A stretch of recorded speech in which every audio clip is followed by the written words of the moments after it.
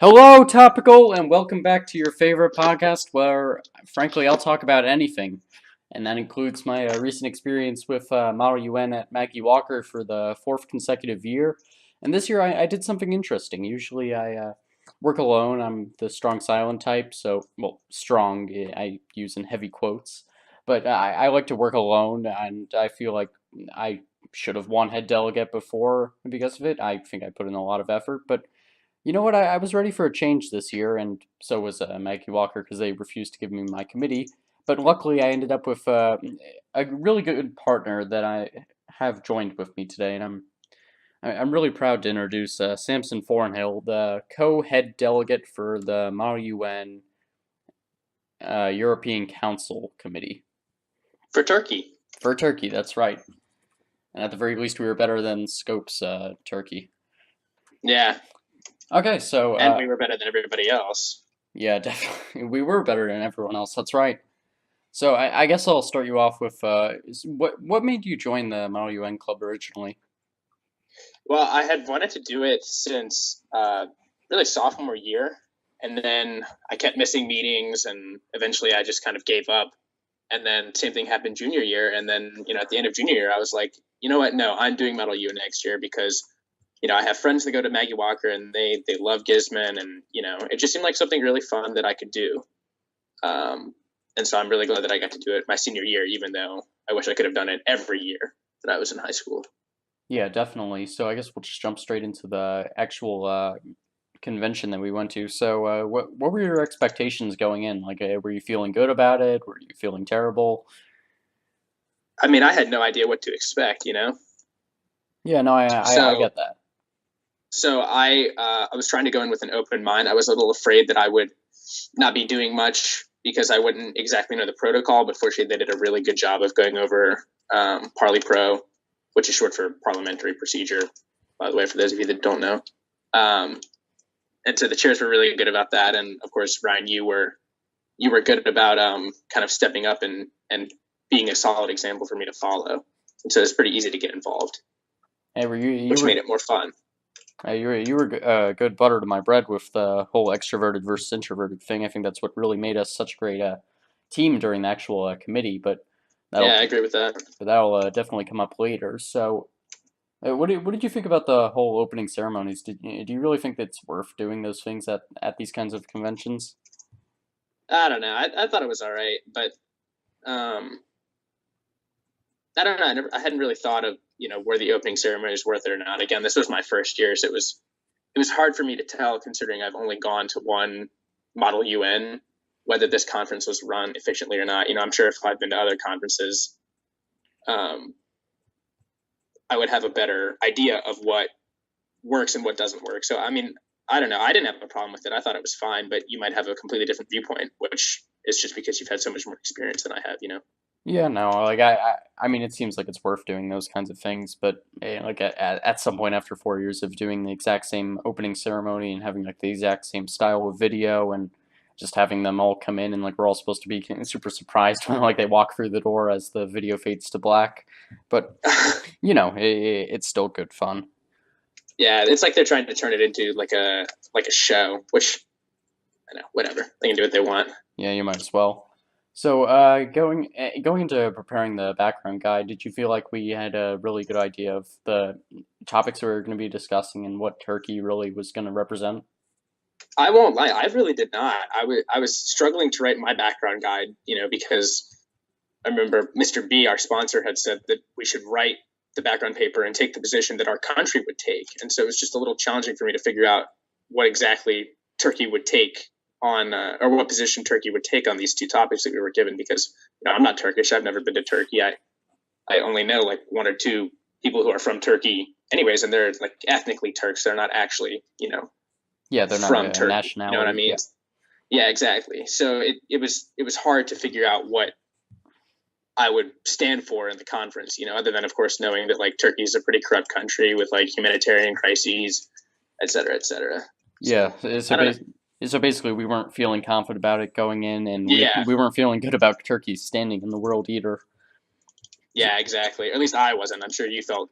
better because you've had more experience. But I don't know. I've never really had experience with actually portraying the country that I've been delegated. Usually I get assigned like either some super conservative person or like some person that likes to eat shark fin soup in a animal rights committee or like Oh, nice. so like usually I get the assholes in the group, but like I was really happy this time because like I felt like I actually got a world power and when I was talking to you about it and we just said we don't really care what we do. I thought it might be fun to finally betray a country because Turkey always has nefarious motives. Like it seemed like their big thing was they just wanted to join the EU. So we just Yeah, decided we were gonna go in head first and just try and get Turkey in the EU at all costs. yeah. And son of a gun, we did. We did it. Yeah, it only took 2 committee sessions. It's pretty good. Yeah, So going into the first committee, basically we just pushed as hard as we could to get notes passed around. Did you think we were going to start getting paper cuts from how many notes we were ripping up and I passing thought around? I thought people were gonna start hating us because of how many notes we were passing. Well, I know 'Cause Ireland did. I didn't know that was a thing people could do. I didn't know people would pass notes. Yeah, You know. I know Ireland sent us a couple angry notices about how many notes we sent out. It was only really the first half an hour. Like after the first half an hour, we really cooled off. Yeah. But no, like the biggest thing that when we were going into the committee, what we were looking to do was we knew that Turkey's big allies were Russia, Egypt, Iran sometimes, and then Bulgaria. Not Bulgaria. Well, there is another one too, and we were just trying to align ourselves with those countries as fast as possible, and then. Lord behold, when we actually went in, those countries weren't being represented. Not even Bulgaria, which we had a whole Yeah. bill written for. We had like no allies really. Yeah, we were all alone in there, and we were up against stiff competition from Bulgaria, not Bulgaria, Belgium and Germany and France and frankly the UK too. And just everyone, it felt like it was against us, so we were gonna have to hustle to get any bills passed that we actually cared Yeah. for. So, what was the first bill that we were really trying to move towards? We passed some bill to do with the EU and Brexit. What the actual bill said, I can't quite remember because it didn't pass. Um, Yeah, no, me I either. believe we worked with France on that bill. They wanted what we wanted. Yeah, which was weird because the person from France, it seemed like almost the entire first committee session she was against us, but Yeah, she just like joined in on bills to try and get her name involved. I think so. Yeah, as well. Just like Belgium. Good Yes, old Belgium. yes, we're gonna definitely gonna get into Belgium. Yeah. He tried to steal my idea on customs unions, which was pretty much all we talked about for like the first half an hour. But Yeah, yeah, that's what it was. It was to form a customs union, and with that was after the crisis, I believe. yeah. Well, yeah, it was a discussion going on the entire time. I think the second time Yeah, we really and got. then we really started to talk about it once those students came in, or excuse me, once those countries came in and brought forth the crisis. Yeah. But I suppose I should back up because I just realized I haven't described any of how Gizmin actually works. So we're using a lot of terminology that I don't think anyone understands at all. So basically, how Gizmin works is it's a 2-day conference at the Maggie Walker Governor's Schools for the rich elite, and then basically how it happens is you go there for 2 days, so like 9 hours on the not 9 hours. What am I talking about? Like 5 hours on the first day, like a Friday, and that's just from like 5:30 to 10 o'clock. And then at that you just have opening ceremonies, and then a first committee session, and then you just head out of there, say hi to Mr. B, Yeah. make sure to call him when you get home or text him or basically do what Samson and I didn't do. Then the next day you just come back in 7:30 or 8 o'clock or 8:30 or 9 if you really want to be a truant and not show up for the charity speaker. And then you have a second committee session that lasts like 3 hours. Then you get lunch where you can eat like all you can eat pizza, which I confirmed it is all you can eat. Yep, it was. And then we had a amazing speaker, Samantha Powers, the former UN ambassador for the U.S. Personally, I thought she was the worst of the four I've had, but She certainly had the most prestige, let's say. And then we had a FERG committee session of 3 hours. Really, they try and make it so the last half an hour of that FERG committee session is all just fun and games, but unfortunately, we were too focused on kicking Ireland out of the EU, so that kind of got put on the back burner. And then you just have closing ceremonies and listen to AHHS chants, and then you get out of there. So basically, at the committee sessions, it's you're all every country that's supposedly involved in what the committee is involved in real life is present. So we're in the European Council Committee, which is a subdivision of the EU. So we had like 25 countries because there's something like 25 countries in the EU, and then Yeah. obviously a couple of people didn't show up. But did you feel any pressure, like against speaking at all initially? I know a lot of newcomers get really gun shy about that. Initially, definitely, I felt a little apprehensive. But again, once I saw how you were approaching, speaking for lack of terms, I had much less of an issue with it.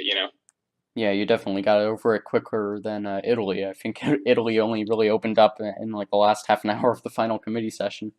Yeah, she barely talked. Yeah, that was our table mate, but Yeah, she was certainly better than the people behind us who were Ireland. Just Ireland. Yeah, which is kind of what's Ireland was so immature. yeah. I was gonna say outspoken, but frankly, yeah, immature. That by the time we got to the end, I wrote a bill with the Netherlands, or a resolution rather, with the Netherlands, who were another two guys from our school, to kick Ireland out of the EU, and we got pretty much every country in this delegation to be a signatory, meaning they at least want to see this bill put forward, and then it passed with flying colors, just because of the way that the Ireland's people were acting. So yes, so one of those the guys were not happy. no, they weren't happy for a while because we gave them a bit of a heads up on it. But Yeah, yeah, so like the one of the members was like a sixth grader, I want to say, that yeah, he wore sunglasses the entire time inside. If you see someone wearing sunglasses inside, you never know. That's never a good sign. But like yeah, this, and he was playing Minecraft on his cell phone the yeah, entire time as well. yeah, and like the worst yet, the sunglasses were upside down, so that is really not a good sign.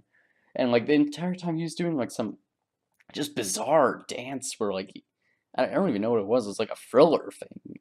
And like I don't know. It was strange. yeah, like he was almost better than the other guy. Like I don't know why he was in Model UN clubs. He didn't know what he was talking about the entire time. He got confused on if the UK had a border with Ireland, which be it as it may is confusing because of the difference between England, the UK, and the island of Great Britain. But like still, it's your country. You should probably know that. And like he Yeah. just didn't know what he was talking about the entire time and couldn't accept the fact that we were going to kick him out of the EU into the PU union.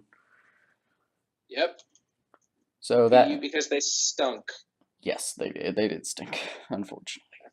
But they were probably one of the better delegations. So after it all ended, we had like 3 resolutions that we passed. One of them on the customs union that snuck us into the EU, and then another two that I can't remember off the top of my head because unfortunately Gizman doesn't share the resolutions with us.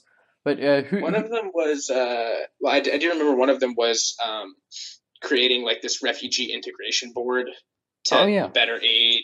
That was with Schengen area, to better aid Turkey and the rest of Europe with refugee. I don't know, distribution for lack of terms. yeah, because That was, yeah, and I don't remember the third one.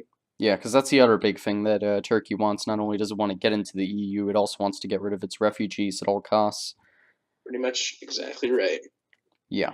So by the end of it, obviously, we won head delegate. That basically just sorry, best delegate or whatever it is. Sampson got a gavel. I got a certificate. So Yeah. what do you think really set us apart from everyone else? Well, I think we were active all the time from the get go. We were standing up, we were chatting, we were suggesting caucuses, we were back there writing resolutions, even if they didn't get passed. We were active from the start. Whereas some countries like Lithuania, those guys weren't very active until like the very end. Yeah. And with Belgium, I don't know. I feel like a lot of people just didn't like Belgium because he would go against whatever anybody said just because he could. Yeah, and like not only that, he would then like sign on to it at the very end so that he could get credit for it. He would leech off of other people's papers. Yeah, that's a good way of describing it. And in one instance, on like the second resolution we were really working hard on, I'm sitting up there with Sampson at the front of the room, a factor I think was actually pretty significant, just always being in the chair's ears. But I look back to the back of the room where the computers are that you would write your resolutions on, and I see Belgium typing all over my paper. Yeah, I have to go run back to like Austria and the UK and like ask why Belgium is writing on my paper, and he was just throwing in a bunch of stuff that it didn't even help his country, but it was just like to really get his name on it. And unfortunately, the other two people, Austria and the Czech Republic, they were young, so like they didn't want to stand up to the guy, and like I basically had to tell him to get off our paper. Yeah. And like the same thing happened with Greece and like we enjoyed working with Greece. One of the guys who would always send us jokes on notes, but yeah, he was a nice guy. But the other guy, like he just took his job too seriously, and he tried to at one point come back to the back of the room where I was writing on the paper, and like tried to argue the fact that Turkey should be giving up all rights to like its not its refugees. It basically just give all rights to and claims up for the pipeline that was going to go through Greece to bring a lot of funds into southern Europe, the main Mediterranean region mainly, and that like Greece should be the only one to benefit from the deal, which is just a ridiculous proposition. Like you can't have that. And like he was also saying how Turkey should have to take back all of the Grecian refugees that entered illegally. So like it's just a bunch of ridiculous things, even after his country was being helped tremendously, and when like I basically had to put my foot down when the other two guys were trying to let him get away with it. He was like, "We're gonna make sure nobody votes for your bill, and all Grecian allies will never help you in any of your endeavors." They're being one of the guys was being really annoying. Yeah, it was just silly. Yeah, but I thought the UK delegation was from Huguenot. I mean, not Huguenot, Henrico High School. Yeah, which they send out a huge delegation. I feel like out of like the 11 or 12 committees there were, like Huguenot High School students won best delegate in like probably 9 out of the 11, which is just insane. Yeah, like one of the guys. Anyways, the UK's delegation was from Enrico High School, and they had come with like a bunch of like pre-thought of ideas, and they were they were good, but I think their fatal flaw was that they weren't flexible. Yeah. They would not. They couldn't make stuff up on the spot. Whereas I feel like we could come up with stuff on the spot, and I think that's also what was a big differentiation between us and the UK, who won the second place for lack of terms. Yeah, definitely. And like one of the other things was they had a compromised position, obviously, because they were the UK and they were leaving the EU. But yeah, exactly. I mean, we're in the same position where we're trying to join the EU, and like there's a lot you can do with your country's position, and they could have passed a bunch more bills to set up the EU in a better position. They could have, say, passed a bill to stay in the EU or something, even though that would have made no sense. And like yeah, they just didn't adjust at all, and you could always see him like looking down at a script that he had written beforehand, and like just he had like a giant notepad that like he was writing on the entire time. And, like it looked super professional, but unfortunately it was just too professional with stuff like a shared information system on criminals throughout the EU, which is kind of creepy. And like Schengen provisions where like they would boost up the borders of other countries, and like for the most part it was just stuff that would only be benefiting a few countries, or is like too it was just too generalized, and it wasn't targeted at helping any individual ones. Yeah. So that was definitely the UK. Do you think our friends at the Netherlands made a good choice to not talk the entire time? Uh, I don't know. Netherlands didn't really have a stake in much of what we were talking about, and neither did Lithuania, to be fair. But Lithuania was talking a bunch, so I don't know. Did they make the right choice? Nah, but I can understand why they did. Yeah, it was interesting actually because I could for most of the countries I couldn't believe just like based on nationalities or whatever that like they would be representing their country, but Lithuania it really felt like they would be from Lithuania. Like like Yeah, they have like a cold yeah. demeanor and like the one guy he looked like an Eastern Orthodox church member. And like he I'll just had agree with like the that. beard and like the he had like the glasses too, and it was really interesting. Yeah. But that was Lithuania for us and our Netherlands friends. Uh, to be honest, that's kind of all I've got on Gizman. Well, what else do you have? Anything else? Yeah, I do. So I guess we'll just diverge here and go into the usual stuff. So I'm going to start with one of the conversation starters that I think I've used for everybody at this point. So in terms of the six real tastes and flavors, that being sugary, salty, spicy, bitter, sour, and umami, which how would you rank those? Um, Bitters last for sure. Spicy's first, then salty, then sweet, and then the other ones can just fit in wherever. Okay, that's interesting. Uh, wh- do you think that comes from any childhood experiences, or is that just out of the blue?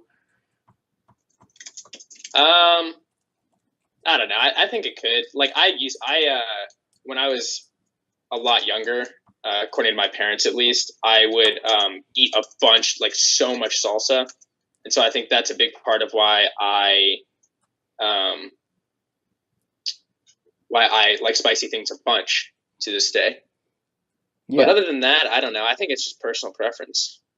yeah, it seems like it, and if not that, then just biochemistry at that point. But Yeah. I'm the same way actually. I'm a really big fan of spicy food, and I actually just got a ghost pepper seasoning the other day.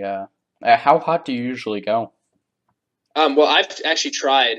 Um, I tried the Last Stand. I forget which pepper is in that, but I think it's slightly hotter uh, than ghost pepper. Um, my friend ordered it off of the internet, and it was just stupid hot. It was so hot. I tried some, and the right side of my mouth went numb Oh my for God! at least an hour and a half. Yeah, because that's the side of my mouth where I swallowed it.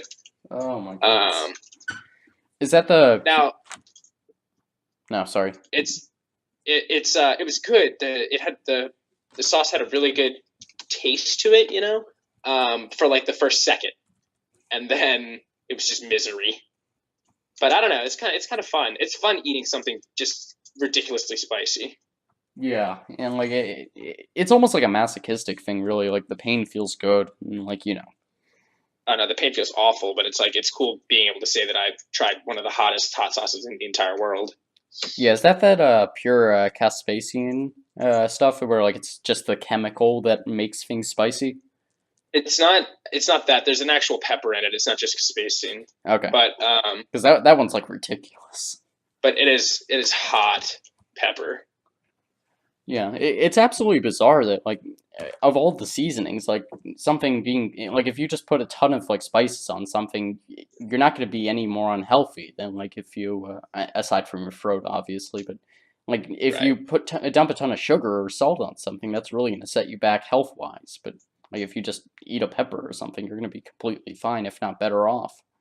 Yeah. Even though your mouth is just destroyed. Yeah, so something that I've found just from asking people about this kind of stuff, it seems like for the most part, men divide pretty evenly between those that are a big fan of sugary stuff and salty stuff, and then about like 75 to 80% of women are big fans of the sugary stuff over the salty stuff.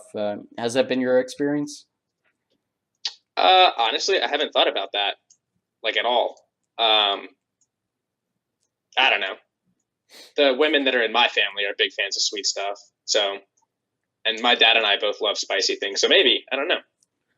Yeah, it's an interesting thing. I think it mostly has to do with just societal expectations, but those are always helpful, I suppose. Yeah, So, how's your school year going? it's all right. I'm excited to graduate. Are you excited for Miss Rose to be coming back?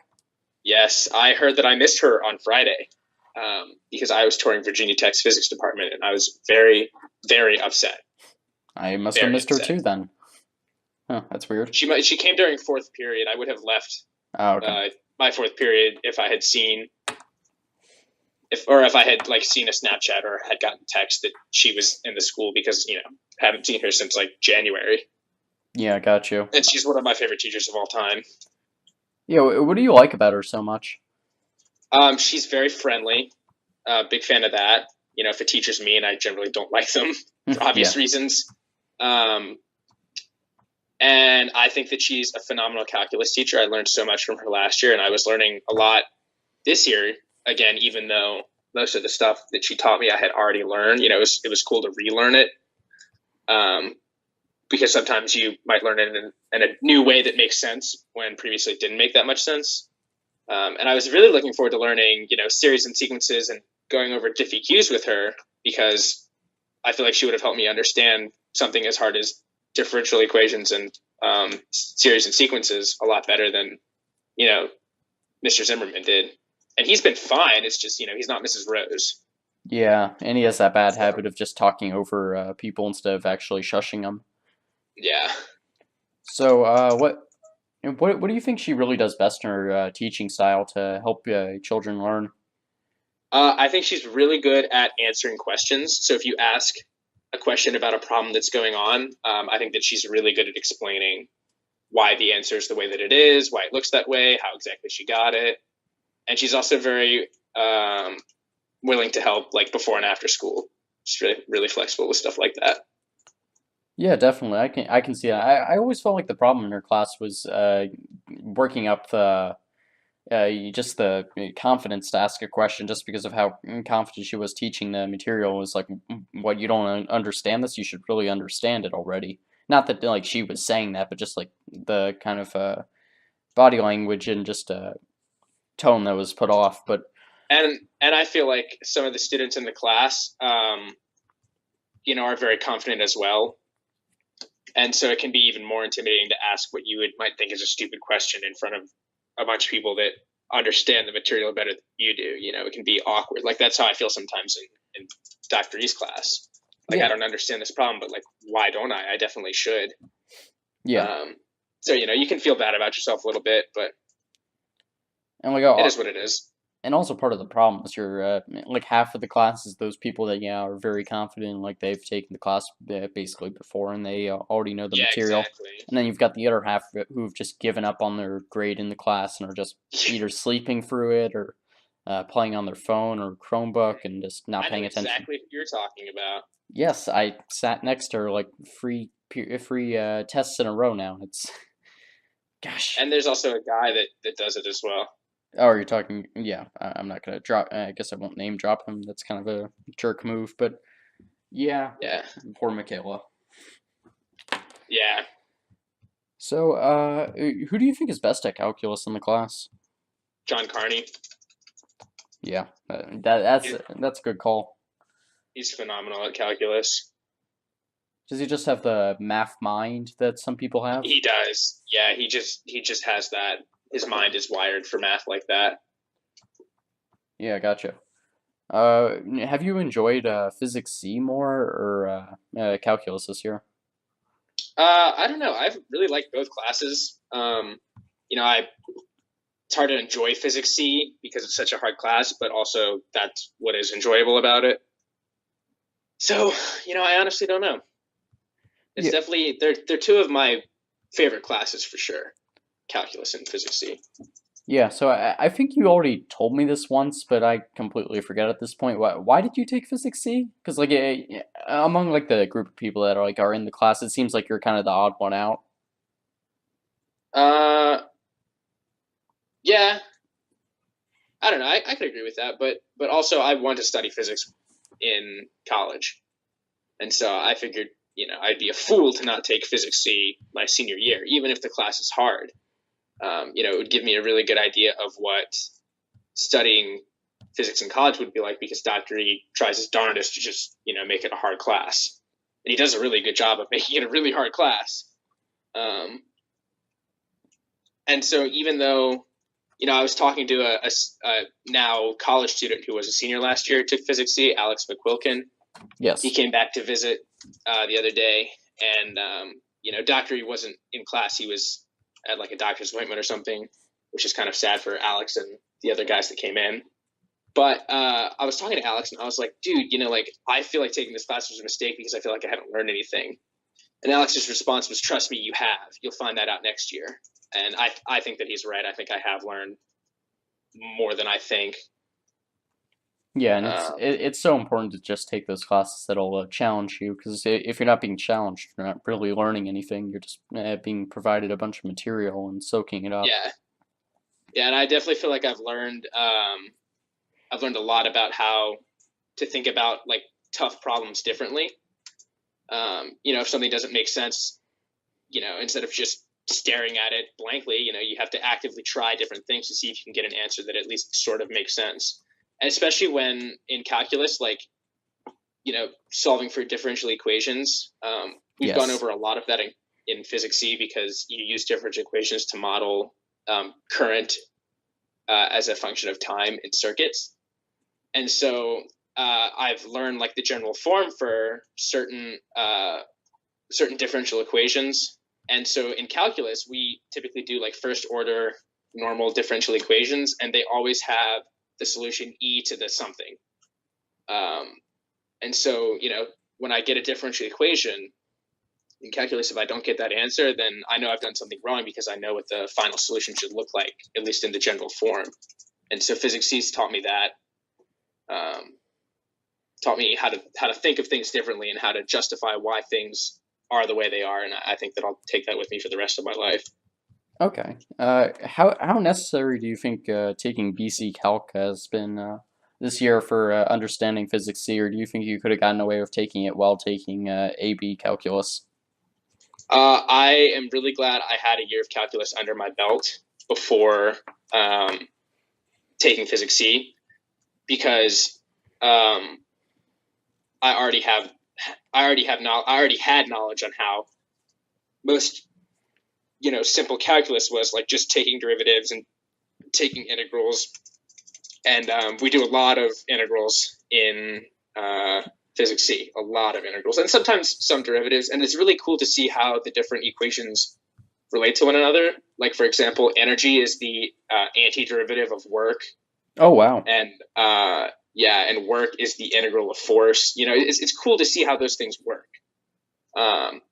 And so I think that had I not taken calculus, it would have been a lot harder for me to see behind these equations and see what they actually mean, instead of just memorizing them as, like F equals ma. Yeah, that's actually fascinating. I even with just my physics 1 understanding, that's really weird. I would love to see like a proof for that at some point. Yeah, it's pretty neat. Was that whole thing that you were going through with Mrs. Rose about like the sixth derivative of energy or something being like? We were talking about the derivatives of position functions. Oh yeah, that's right. You're given like x of t, and then the derivative of that is velocity, a derivative of that is acceleration, and it goes on and on and on. There's like 10 derivatives. Of course, they're not used like ever. The fourth derivative, which is called, or I guess third derivative, is called jerk, and that's the rate of change of acceleration, basically. And that's been used in a few. Yeah, I can imagine that one. Yeah. Yeah, but like almost being impulse. The fourth derivative is called jounce, and that's only been used in like an actual paper once. And then after that, it's just like physicists have just made up funny names for higher and higher degrees of derivatives. Yeah, like I can't even picture what jounce would look like for like acceleration. I can imagine that, because like that's just like a change in acceleration being like just an impulse happening upon an object, but like what is an impulse on an impulse? Yeah, exactly. It's weird. Yeah, it's bizarre. Have you had a favorite problem from this year? Because I know for me, like there would always be recurring problems that Dr. E would take out. Like the merry-go-round problem, or the ladder problem, or just the Uh, shooting an arrow into the air. I was a big fan of E&M. I loved E&M. I thought that's by far been the coolest math slash science that I've learned in my life. Um, just because of how complex it is, but also how much sense it makes. So any problem to do with Gauss's law, which is or Gauss's law for electric fields, like finding the electric field given off by a charge of certain geometry, anything like that is really cool because it involves a lot of integration and it's just neat. How does it get much more complicated than what we understand in Physics 1 about E&M? Um, I mean, it's a whole other world. It's hard to even describe it. There's just so much that we don't cover um, in Physics 1, like decaying circuits, for example. Oh yeah, because we did It's assume just, that like a circuit would have the same capacitance and charge over time. yeah, exactly. And if you have, like, for example, and a capacitor and a resistor, that's a decaying voltage or decaying current, excuse me. Um, Oh, that's interesting. yeah, So it just every aspect of it we had too limited of an understanding to actually use in the real world. yeah, Oh wow, that's fascinating. Because like the thing that I really enjoy about physics is just like trying to understand the master equation and like if I wanted to create like a computer program of like the universe, these are the variables that I have and these are the variables that we can measure right now. Obviously, we can't measure every variable currently or we would have a perfect model already.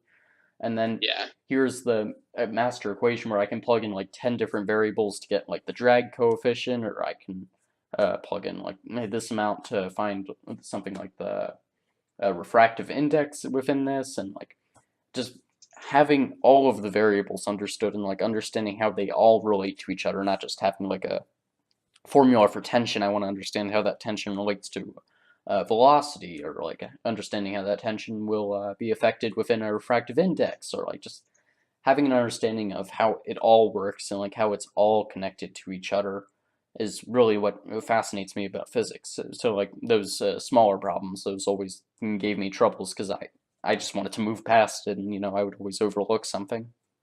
right. Yeah, and I always wish I had room in my schedule to take physics C, even if my parents wouldn't have liked how it would have affected my grades. It's so important to just take classes that you feel like you're being challenged in, and especially this year when like everyone is getting super apathetic about their grades and like they're just like, oh, I have an enviro test and we're doing the first test all year, or like those poor people that are taking econ this year, like if they expect to get anything out of that. But yeah, like just feeling like you're actually learning something and being prepared for college. That's what you really need out of classes this year. Yeah, it is neat. I'm not gonna lie. Even though like I'm doing fine in the class, I don't have an A, or I had an A the first 9 weeks, and then I had a really high B the second 9 weeks, and this 9 weeks so far I have a mediocre B. Um, so even though I'm not getting grades that would, even though I'm getting grades that would be unacceptable for other classes, I can recognize the fact that Physics C is, ridiculously hard. Yeah. Um, so I can swallow that. I So can swallow that grade, even though it's not maybe what I would want it to be ideally. yeah. So what do you think makes the class so hard? Like how I think about it is just he combines so many concepts into individual problems and makes the footholds hard to find. But is that what you found? That's exactly right. Yeah, like AP problems. Like I know I'm going to do really well on the AP test, at least for E&M, and probably for mechanics too, because the AP problems are not hard at all. Oh, okay. Like They're they're just, if formula you can based. understand a concept, you can get the problem right. Even with FRQs, it's like we'll do practice FRQs in class, Yeah. and we'll get an answer, and we'll all be like, that can't be the right answer. But no, it's the right answer. And the reason we think it can't be the right answer is because of how simple it was to get to that answer. And so it's hard because Dr. E makes it hard. The class itself is hard, but the fact that Dr. E, goes the extra mile to make it even harder is really what makes it challenging. Yeah. Do you think that that's the kind of teaching style most teachers should do? Because I know a lot of there's a lot of counterculture right now, especially as it applies to physics, that teachers should be making the class as easy as possible so that people graduate with an actual understanding of the class, even if they aren't making a huge effort to understand it.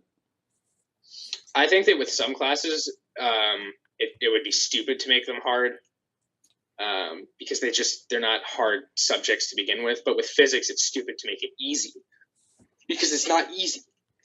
It's inherently not easy. And so I think that any physics teacher that intentionally makes the class way easier than it needs to be is just doing their students a disservice in the end. Yeah, because I know a lot of people last year when we got into the unit on angular momentum and just like how all the forces change when you apply them at an angle. And like a bunch of the trig students from last year, they talked about how like they wish that Dr. E would just teach the unit like Mrs. Harvey did for them, where like she just gave the one formula and you just had to plug in and get your answer. Because they Yeah, felt like that they by sitting in on Dr. E's class that one day, they just lost all understanding of how it worked, and they had to just relearn the subject. Like you don't think that's a smart thing for students to be just given formulas and be able to plug them in? I think that students, especially in physics, need to be able to derive formulas from very simple to derive complex formulas from very simple formulas, and that's a big part of Dr. E's class. We rarely work with numbers; it's always with variables and deriving functions. Yeah. How is it? How important is it to work on physics outside of school? Uh, to be fair, I really don't work on physics that much outside of school. I am now more because Dr. is assigning a bunch of worksheets, and so like I don't have a choice. I have to work on it outside of school because it's for homework. But before then, even during E and M, which we did first semester, I never really worked on physics outside of school, and I did fine on E and M. I got a 5 on a practice test that we took. Um, and That's like I studied a lot for the test, but other than that, I'd read the textbook occasionally, and if not that, I wouldn't really do anything. Yeah, I can understand that.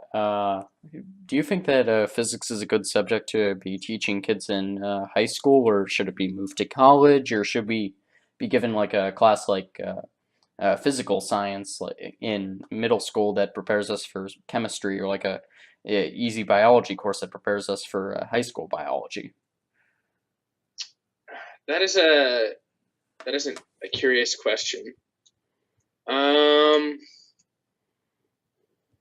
I wish that uh, there was more preparation in elementary and middle school for something like physics, because there really never is. Yeah. Uh, but then again, physics is so hard that you need to know so much more outside of just physics in order to do well in physics. Like you need to have a strong math background. Um, you know, the more experience you have just in school and just problem solving, the better off you'll be in physics. And I feel like I didn't have good problem solving skills really until later on in high school. And so I think that it's hard to teach. As awesome as it would be if we could teach kids physical sciences before high school. It's just I don't know if I see it happening just because it's such a hard subject. Yeah, and that's a good I don't know. and it's a good point that like there's not a good way to really do it in a class like biology or chemistry. It's mostly either just memorization or gaining a base understanding that it really devolves from just facts and based on that applying it to more complicated things. But with Right. physics, you have to actually understand how the mechanics work just before you understand how to do anything. And you can't just memorize the formulas and try and work it into problems because you're not going to be able to figure out where to use the formulas. Right. And that was definitely something I saw last year for like a bunch of kids who like they had just given up on the class months ago and like on a like when on the next test that would be coming up they would memorize like three different forms of the literally the exact same formula with just the variables moved around So like Yeah. they would memorize like the formula for I forget what it was, the force of gravitation or something, and then Yeah. they would like memorize the formula for the gravitational constant within that equation, and like it was like you do realize these are the exact same things, right? But like it just Yes. Kids these days are really good at and I'm perfectly guilty of it as well. yes. Are really good at just plug and chug, and they're not really good at thinking outside the box and and manipulating things to make your life easier. I don't know. It's hard for kids to kind of see the other side and think outside the box. Instead, they're just used to having the answer given to them.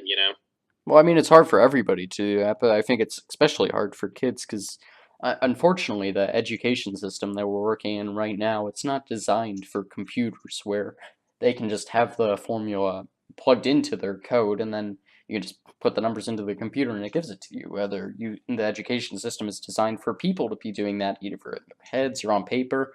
It's designed Yeah, to pump out accountants that they do an Excel spreadsheet on paper and not on the computer. So like they're just working at physics works against the education system in that sense, and it could be interesting to see if more classes move towards teaching to learning how to solve problems rather than knowing how to plug into formulas because yeah, obviously kids right now are not being prepared for it, especially in C level and honors classes. Like at least we get some of it in our AP and whatever. And like, yeah. do you, That's a super good point.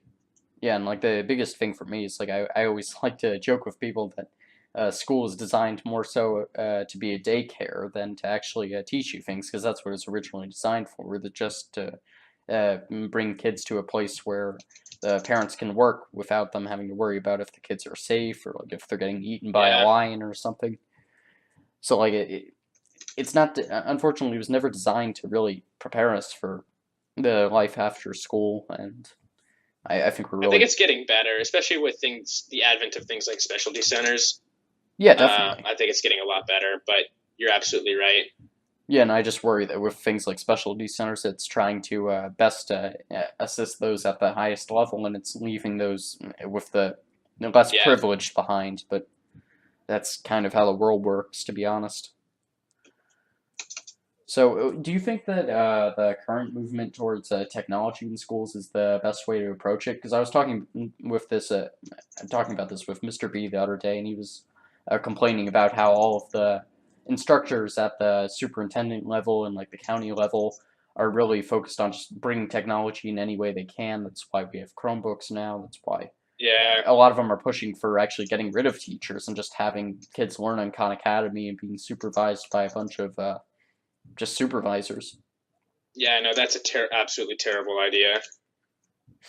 You think so? Um, no, I think that technology can definitely help. It can be an enabler for teachers to teach better, but we should by no means rely on it. And I think that we've already done that. We already rely on it. Yeah. And like, when do you think that becomes a problem? When class can't happen without access to the internet, I think that becomes a problem. Hmm. Yeah. And with physics and even with calc, class can happen no problem without the internet. But for like government, for example, class won't happen without the internet, which I think is just sad. Yeah, and like Not that I like government. I really don't like government, but it's just sad that there's just a lack of ability to adapt without technology, without needing technology. It's just sad, in my opinion. yeah, and like more than anything, I think government is just the best example of how school is just designed to pump out a bunch of great workers and citizens who understand the laws. Because like that's literally the only point of the class. It's not to teach you how to think. It's not to get you really get your understanding any better. It's pretty much just to tell you what the laws are and tell you not to break them. Yeah, I'm going to be completely honest. I think it's ridiculous that I have to take or that we have to take government in order to graduate. I absolutely agree. Are you in a mottos class? I am, yeah. Yep, doubly so then. Because yeah, that Yeah, class has been horrible for me this year. yeah. It's awful. Yeah, It's absolutely terrible. and like what I want out of the class is I just wish they offered this, frankly, is like a comparative government class where I can take a government class, I can see how the world's governments are different and like how to effectively run a government and like see, okay, this is the path that the U.S. government took, and okay, this is how the German Bundestag works or something, or okay, this is the choice a government makes, and like you can do like case studies and you can say, okay, why doesn't this government function effectively, or what is the problem with parliamentary government and how do you Right. how do you solve its problems, or oh, why are Africa's governments struggling today, and like just looking at those things instead of just literally being feeded a bunch of court cases and constitutional amendments you have to memorize or you're going to get arrested. Yeah. Like I honestly I don't understand why that's not a class, but I guess they just want it as a requirement. Did you ever take civics in middle school? I did. Yeah, that was a class that I had to take as well. Did you think any more highly of that, or was it just the same thing? I liked civics because I really enjoyed my teacher. She was a super good teacher. I had a good class with people I enjoyed spending time with. But with government, I just don't feel the same. Yeah, I've been meaning to have someone on so I can talk to them about if Mr. Clark is doing any better of a job, but Amato just does such a crappy job with it, and like she doesn't even care if like you're paying attention or learning or anything. Like everyone is either on their phone or on the Chromebook, and everyone just Yeah, talks over her, and like she just has her I'm stupid I'm just as PowerPoints. guilty of that, just because I think that the class is just such a waste of time. Yeah, like for me, the only thing I learned so much more in the class just by sitting next to David Pointer and like talking about with him about like okay, why is the conservative viewpoint right in some cases, and like oh why do some people value the rights of fetuses over real people, and like why don't abortion rights advocates feel here, like I'll give you one example. So like I was talking to him about for the like Georgia versus Furman case or whatever it was, where Georgia wanted to force people to have to get death certificates for their babies if they got an abortion or like a miscarriage or whatever. Like I was talking to him about why when you have to go into your like I don't know, your baby checkup or whatever you call it, when like for like your first checkup after it gets conceived, obviously, why you wouldn't have to get a birth certificate in that case. And like he was talking to me about how like that is a logical inconsistency, and that's weird that they don't think to do that. And Yeah, like I just talking through it with him and like seeing the underlying logic behind people's viewpoints. That's what's really important. It's not important to have a view like Nathaniel or something where you're just angry at like Trump or whatever and just be like, no, he's mean, or like he's yeah, hurting the liberals. Like you can't make it a black and white issue. Everyone thinks they're doing the right thing, and if you understand why they think they're doing the right thing, you can have an actual dialogue with them. yeah. Absolutely right. Yeah, and like it drives me crazy when like everyone I come on that says, "Oh, you talked to David Pointer. That guy pisses me off," or like, "Oh, that guy is so close-minded," or something. Like it's just a silly thing. Like they think they're so much better than him or something, and like it just doesn't make any sense. Yeah, that's my biggest. I'm not particularly conservative or particularly liberal. No, I'm neither am I, moderate. frankly. Like I'm, Uh, people you would know, I, probably say I'm a libertarian, to be honest. yeah, I go both ways on many issues. Yeah. But people that are just so one way and won't even think to acknowledge the other viewpoint, I mean, it's just ignorant to that point, which is just you're doing yourself a disservice. Yeah, and like not only do they not think about the other viewpoint, they don't even think about their own viewpoint. They're just like, oh, this is my team, and this is what my team believes, and oh, something like, oh, bigger government is always better, or what's another Yeah, thing, or like, oh, we should always take away the guns of people, or like I'm not arguing for like my positions or anything. I'm just saying like these are some of the things that just people don't think about, and like you see like the March for Our Lives stuff or something like that, and it just they throw their emotions into the perspective, and like more than right. anything I just say think through what you're saying, and if you still agree with it, well then you can have a talk with someone about it, but if you don't think it, well Good. Then you're actually taking some control over what you think from your brain. Yeah. So like that's my biggest thing. But yeah, I never actually took a civics course because for some reason my school did eighth grade geography, which Yeah, it's sucked. St. Michael's, right? Yeah. So like what Yeah. did you exactly do in civics? Well, civics is basically like government, but it's like government is now, but it was more fun. There were more open discussions. What we would do, what my teacher would do, her name was Miss Arnold. She'd every day write up a current daily issue, or like a current event on the board. And so we'd come in and we'd have to write a couple sentences about it, and then we'd talk about it for like the first 20 minutes of class. And I loved talking about current events. I thought that was I thought that was such a good idea. Because it kept us all informed, and we were able to hear a bunch of different viewpoints, and I really felt like nobody was super ignorant. Yeah, But now, especially with media influence, I feel like there's just a whole lot more ignorance these days, generally speaking. yeah, a lot more closed-mindedness, definitely. Yeah. But did you feel like those debate style classes we would have in Gov worked out at all, or was it just the same ignorance? You mean like this year? Yeah, this year.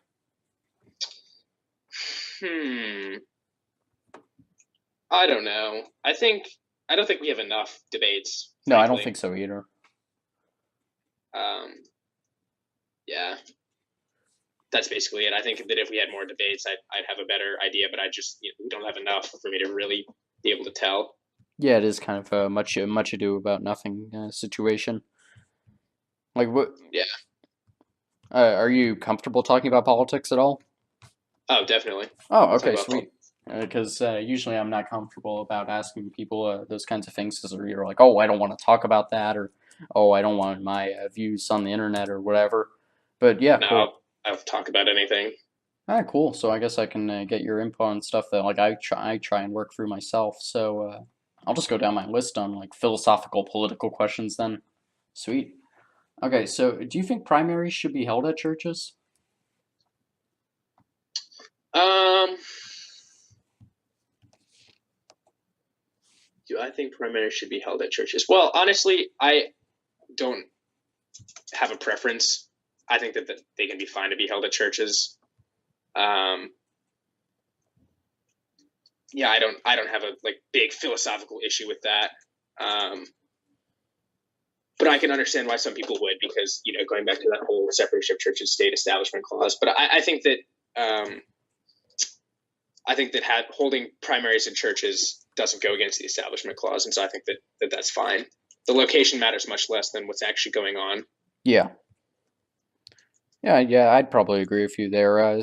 Speaking of separation of church and state and all that, and we did like a whole series of units on just choosing between constitutional interpretations of it. Which in that one assignment where we had to actually pick one between like the Lemon test and like the Jeffersonian approach. Oh, Which yeah, one yeah, did you yeah. agree with?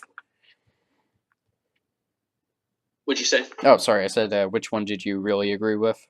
I cannot remember which one it was, but it was a generally strict interpretation of the Constitution. Okay. Yeah, because I always felt like the Lemon test, it was just useless because you would always fall into problems with entanglement and it made absolutely no effort to define it.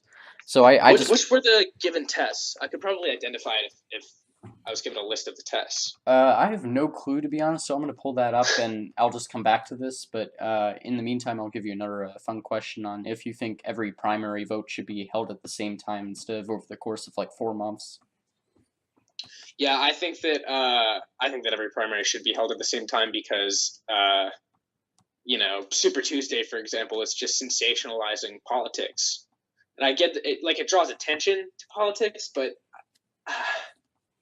I don't know. For me, it's kind of a turnoff in a way, especially for states where you have to caucus. I would not want to do a caucus if the media, because of the way the media paints it, it's like this huge deal. It's super time consuming. It's sensationalized. So I don't know. I think that the primary should be held at least way closer than however many months apart. I think you said 4 months from the Yeah, first one to the like last one. like the first one's in like February, and then the last one's in like June something. Yeah. But no, So it is I think pretty they should be held ridiculous. at bare minimum closer together. Yeah, and like you're not a fan of caucuses then? Not really.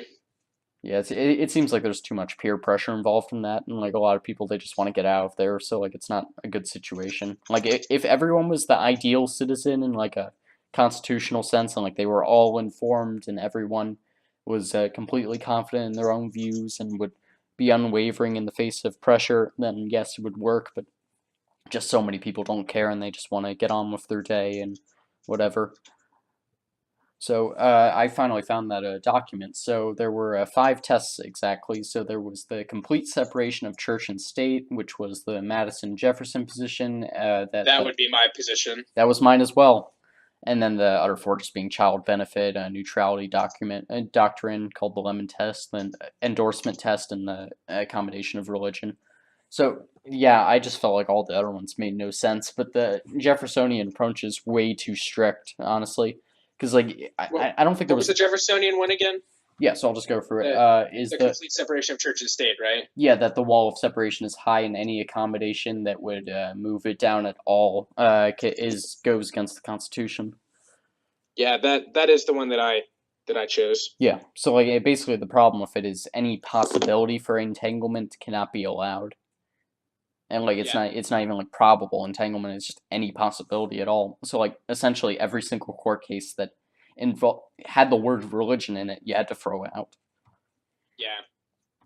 And yeah, that's it was pretty ridiculous. Like one of them where you couldn't send buses to like a midday the school thing, like a midday like religious school thing that was sponsored by the county school district. Yeah, like that was entanglement, but like is entanglement a problem there is the question, and I mean that's the issue.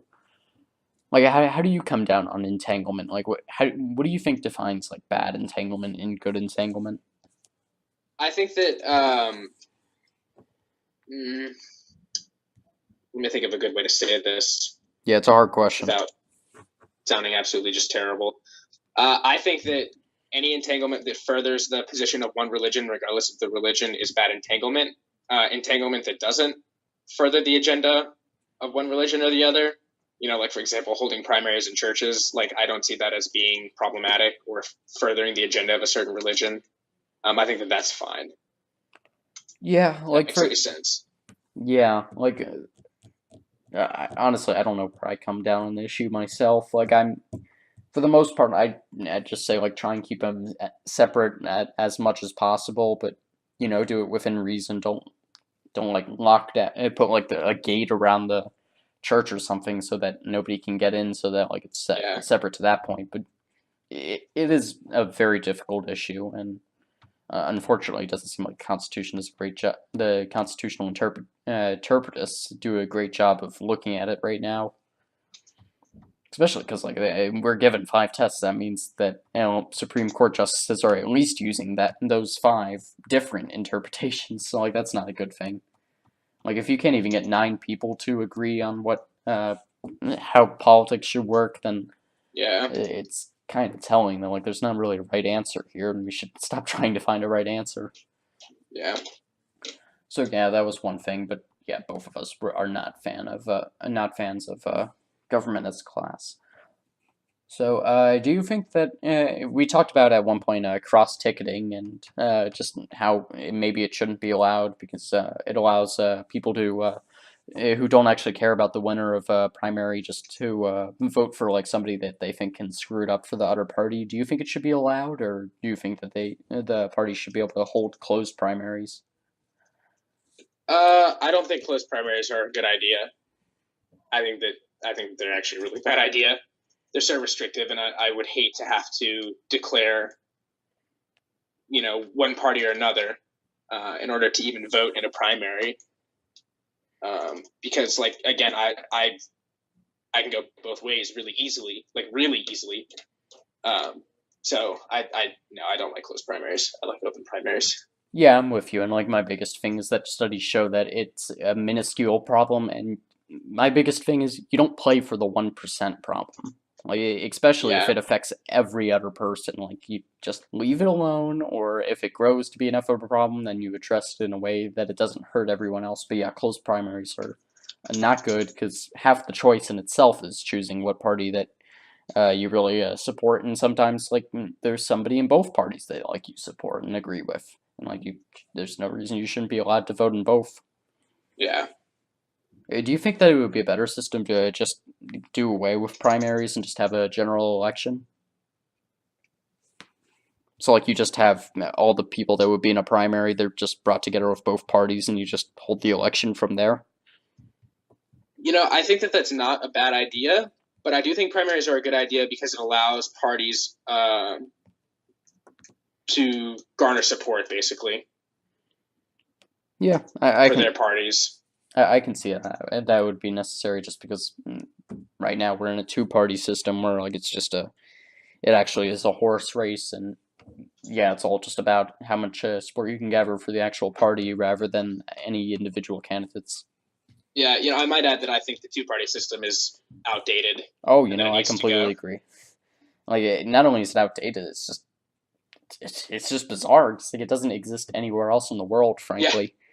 pretty much. Yeah, and something that I really hated about Amato's class is she botched the lesson on first past the post so badly that she's just raised another generation of people to misunderstand why the two-party system exists.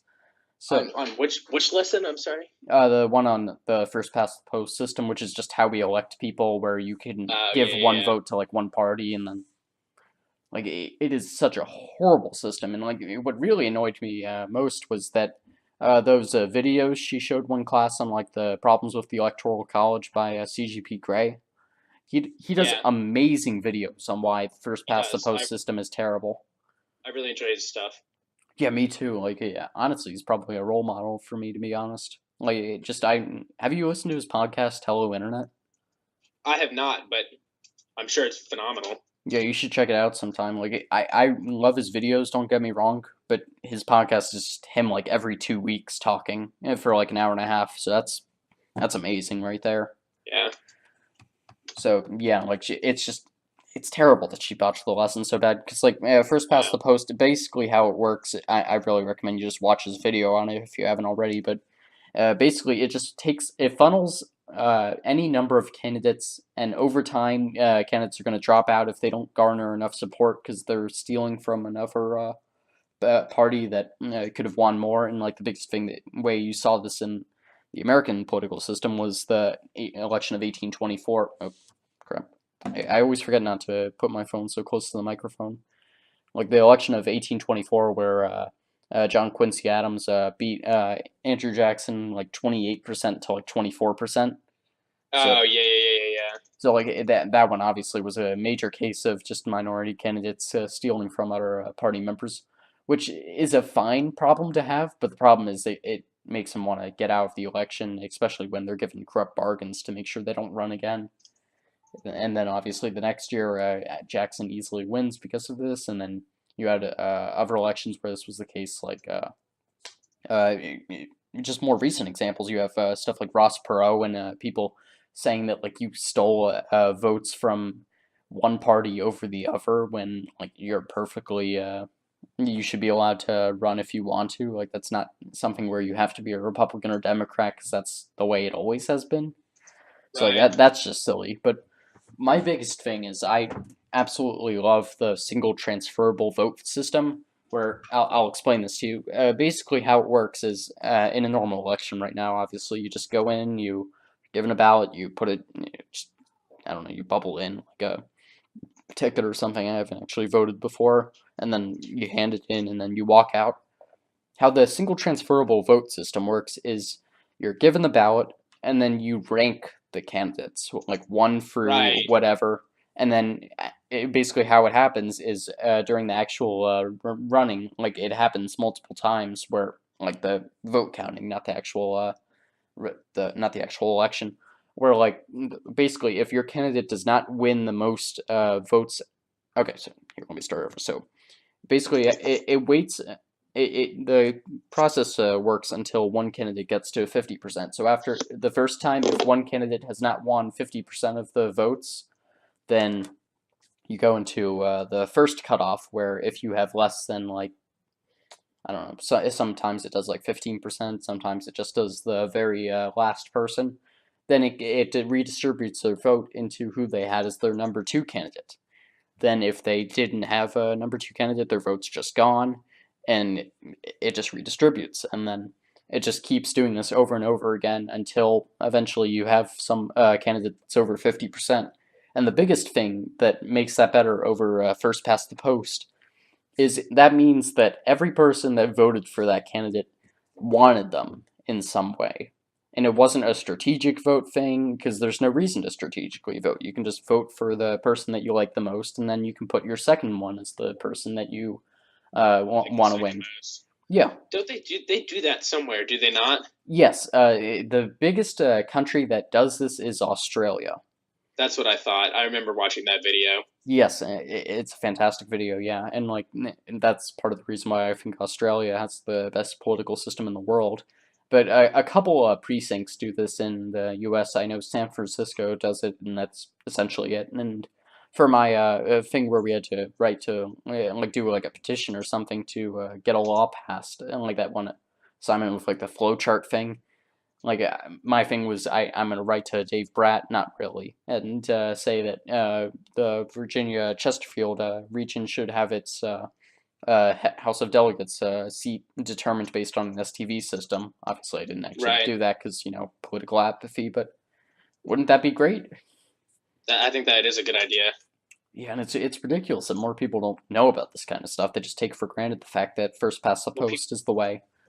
Yeah, I was gonna say people aren't educated in other techniques. No, exactly. And if we had a comparative gov class, this would be one of the first things you learned about, like how people vote, and like just you would get like a lesson on the Australian system and like how different parliaments are elected, and you would learn about the mixed member proportional system of something like the German Bundestag, or like just you'd learn about these things, and you would understand that America might not have the perfect government in the world, but obviously the government doesn't want that, especially in its state-sponsored classes, so they don't teach us that. Yeah, that's a funny way of looking at it, is that the government doesn't want us to know that their system is flawed. I mean, but I mean, it could very easily be true. I mean, I'm sure it's not an actual. I think it's more so they don't want us to be teaching how we're wrong, more so than like why we're right. Right. But like it's obviously not like a personal thing. It's not like the Secretary of Education is going into schools and saying, "Don't make us look bad." Yeah. Yeah, I was gonna say I never thought we were that crazy. No, we're not. We're not that bad yet. So, do you think political campaign platforms should incorporate more minority candidates, like in spite of qualifications, or in the way that colleges do in affirmative action? No, not at all. I think that qualifications should be the only thing that matters. I don't think that you should even look at something like race. Like with college, the problem with doing what I say is that not everybody's had equal opportunity. We've had equal opportunity relative to the rest of the world, like really good equal opportunity. But in terms of America, yeah, not everything's equal, unfortunately. Even still. So, I don't know. Yeah, and like my thing with colleges is it seems like what they're going for is like a Booker T. Washington approach, where like they'll get some of the like one race up there, and then they'll be able to cast down their bucket, or like they'll encourage a diversity of thought by bringing in a more diverse population. So for the most part, I'm fine with it, because it's not terrible. Like you're not going to see like fantastic candidates get knocked off just because like some idiot comes in who like is raised on a farm or something. But like like it's just it seems relatively fair overall, and yeah, like it's not nearly as out of hand as some people view it. And like I agree with you on if they should incorporate more minority candidates, because when I wrote that, what I was thinking of was like Republicans running like someone like Ben Carson, just so, like they would get like the black vote or something, even though like he was horrendously unqualified and like just trying to sell his book the entire time and like fell asleep on stage and like I don't even know if that's true to be honest, but whatever. Do Yeah, you agree that super delegates are BS, right? dude, I think that so much of our political system is BS. Yeah, I guess a better question would be, do you think what do you think isn't BS in our political system? Uh, the tricameral system is not BS. I think that that's a super good idea. I think that the checks and balances actually do a really good job of checking and balancing. Well, do you Um, do you think they make it so that not enough laws can get passed? I think that it can lead to that, yeah, but it's better than too many laws getting passed that do us no good. You know what I mean? Yeah, that's one way of looking at it. And I've actually heard arguments from people from that live in countries where the government is like a parliamentary system where like you if you have majority power then you can just get a bill passed straight through parliament. And like I'm not talking like a UK system where you just have the House of Lords and then the House of Representatives. I'm talking there's just a parliament. If the parliament passes, that's the law of the land, and Right. like that's all you need. And like there's an argument that passing something is better than passing absolutely nothing, but it's a difficult thing, especially in the event of crises. And for the most part, from what I've seen from the U.S. government, it seems like we do pass bills when we absolutely have to. It's just getting stuff passed when we don't absolutely have to. That's the problem. Right. And it just seems like we're living in a time right now where we have the worst way of the worst. We're in the worst position to judge it because we're obviously living in the most polarized political climate ever. And Right. you can say that like that's just a single-minded view, or oh well, it's easy to say that living in it. You don't know what it was like in the 1800s. Let's face it, when you had like five reasonable candidates you could choose from in the presidential election, and like you're not living in a system where everyone just has a soundboard that they go home to every day, and like Yeah. just a, and you can argue that like a living on like a farm and just going out to vote like once a year and like that's your only exposure to the political climate and everything else just you learn after your parents is a worse soundboard. I would disagree just because of the role of media today. So what do you think about some approaches towards redistributing wealth? Oh man, Yeah. uh, I think that redistributing wealth, forcing people to redistribute wealth, is a terrible, terrible, terrible idea. I think that the government should do a better job of ensuring that there truly is equal opportunity for anybody and everybody to be able to be as wealthy as they want. Now, obviously, if not everybody's going to be wealthy. That's just that's not how economics works. Yeah.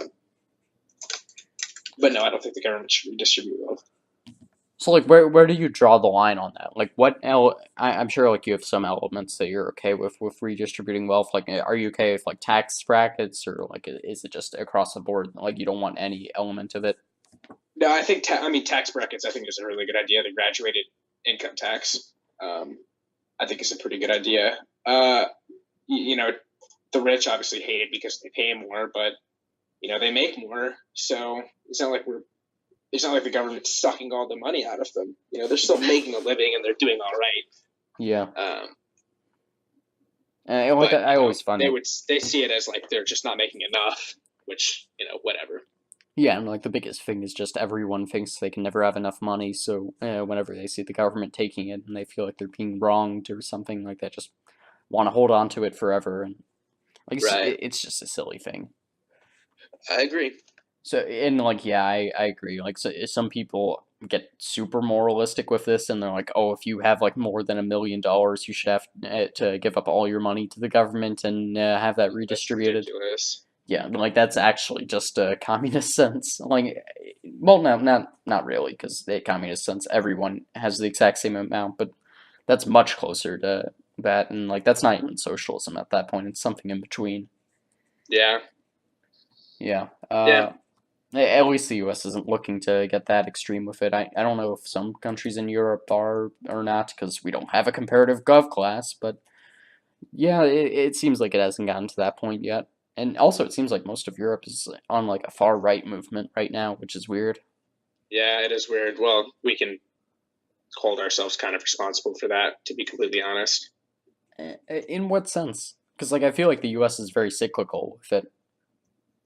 Right, and I think Europe is cyclical as well, and I think that Europe right now is going through a far right cycle.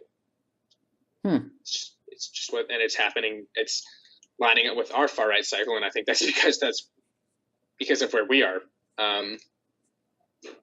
are politically. Do you think the U.S. just repeats the cycle far more often, and then like Europe goes through it much slower? Because like just looking at politics in Europe, it doesn't I seem think like we just have different. I think we just have different frequencies. Okay. Yeah, that was basically what I. Well, no, I meant more in terms of wavelength, but yeah. I guess they're proportional. Yeah. Yeah. Sorry, physics jokes. Let's see. Do you think that compulsory voting should be in place? No, I think that then that means that voting is not something that the government can take away as easily. You know, if it's compulsory, I like that it's a privilege because it can be a motivator against people breaking the law. You know, you break this law, you don't vote. You lose your say in how the government works. That's an interesting interpretation. Yeah, I think that it's a good idea that we have it as a right and not a privilege. I mean, a privilege and not a right. Sorry, other way around. Yeah. Can people in prison not vote? Well, it depends on what type of crime you commit. Felons can't vote. Oh, yeah, I guess that makes sense because you have to say on your. Okay.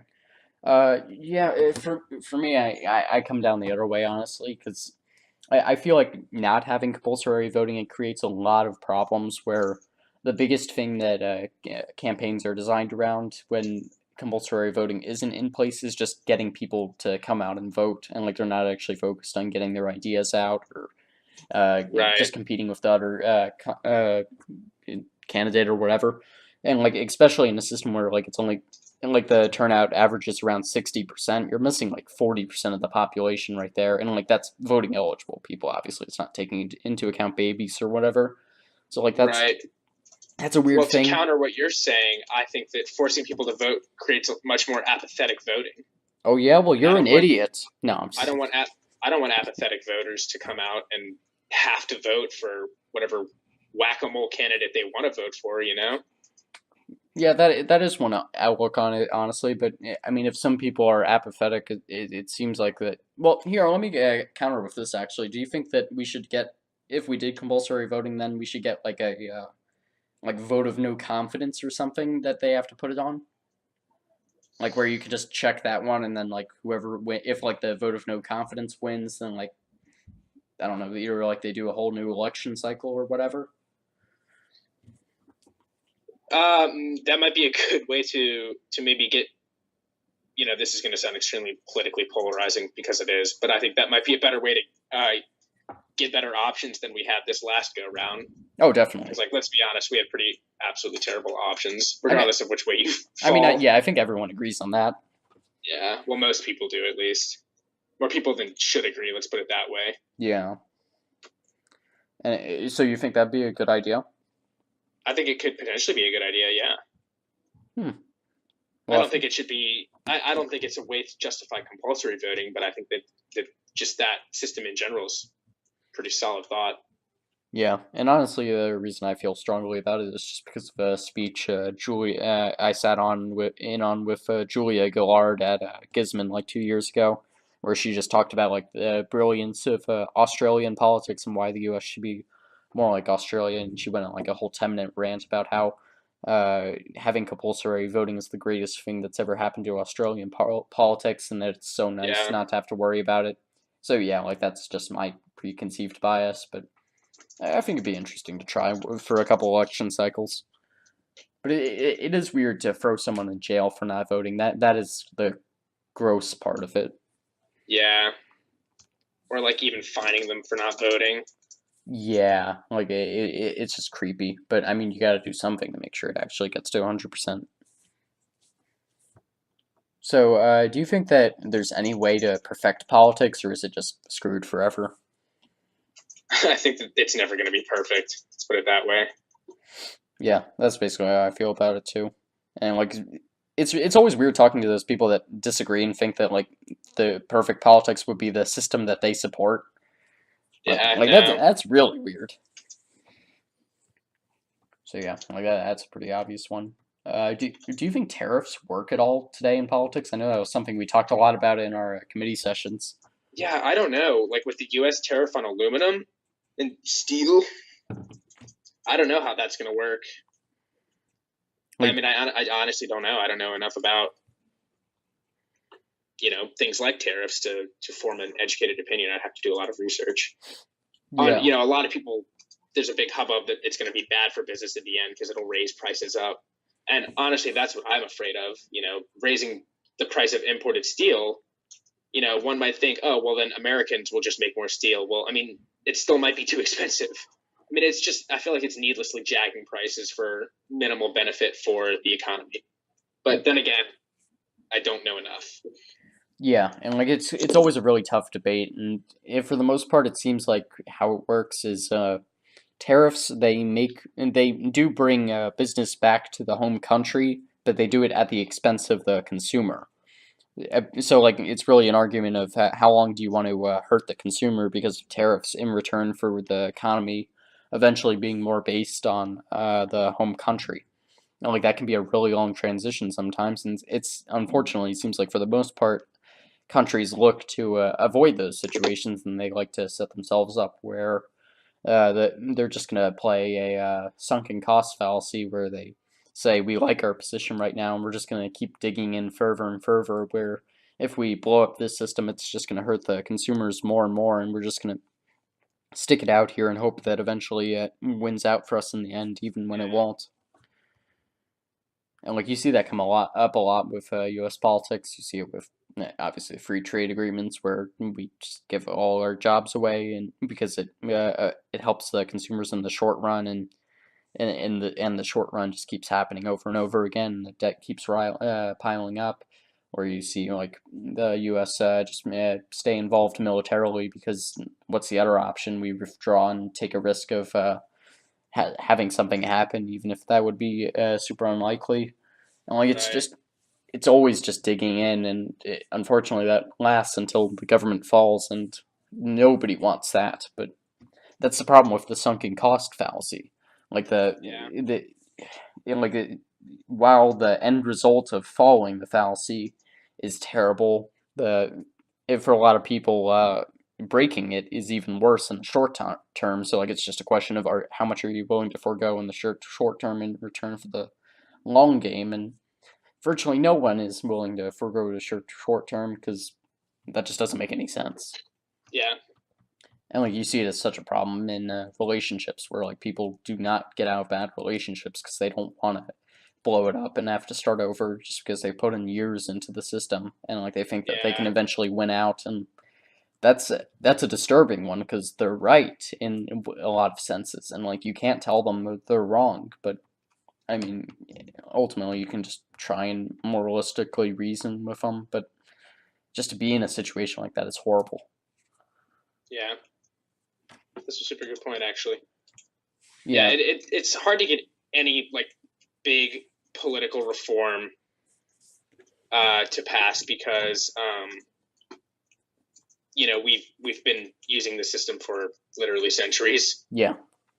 And like unfortunately America's one of the most dug-in countries that frankly I've ever seen in the world, where like we Yeah. even today we argue about like how a bunch of random people would interpret the Constitution like 250 years ago, and like that's what we care about over what we actually think makes sense, and we value historical precedent over what makes sense. Like we don't argue if like a court case that was previously established was the correct decision. We just say, oh, it was decided, so we must stick by that decision. Right. Like I always just find it a weird thing, but you know.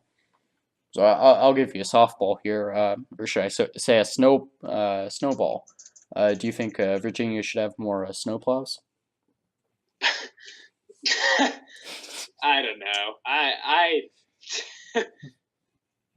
I have no idea.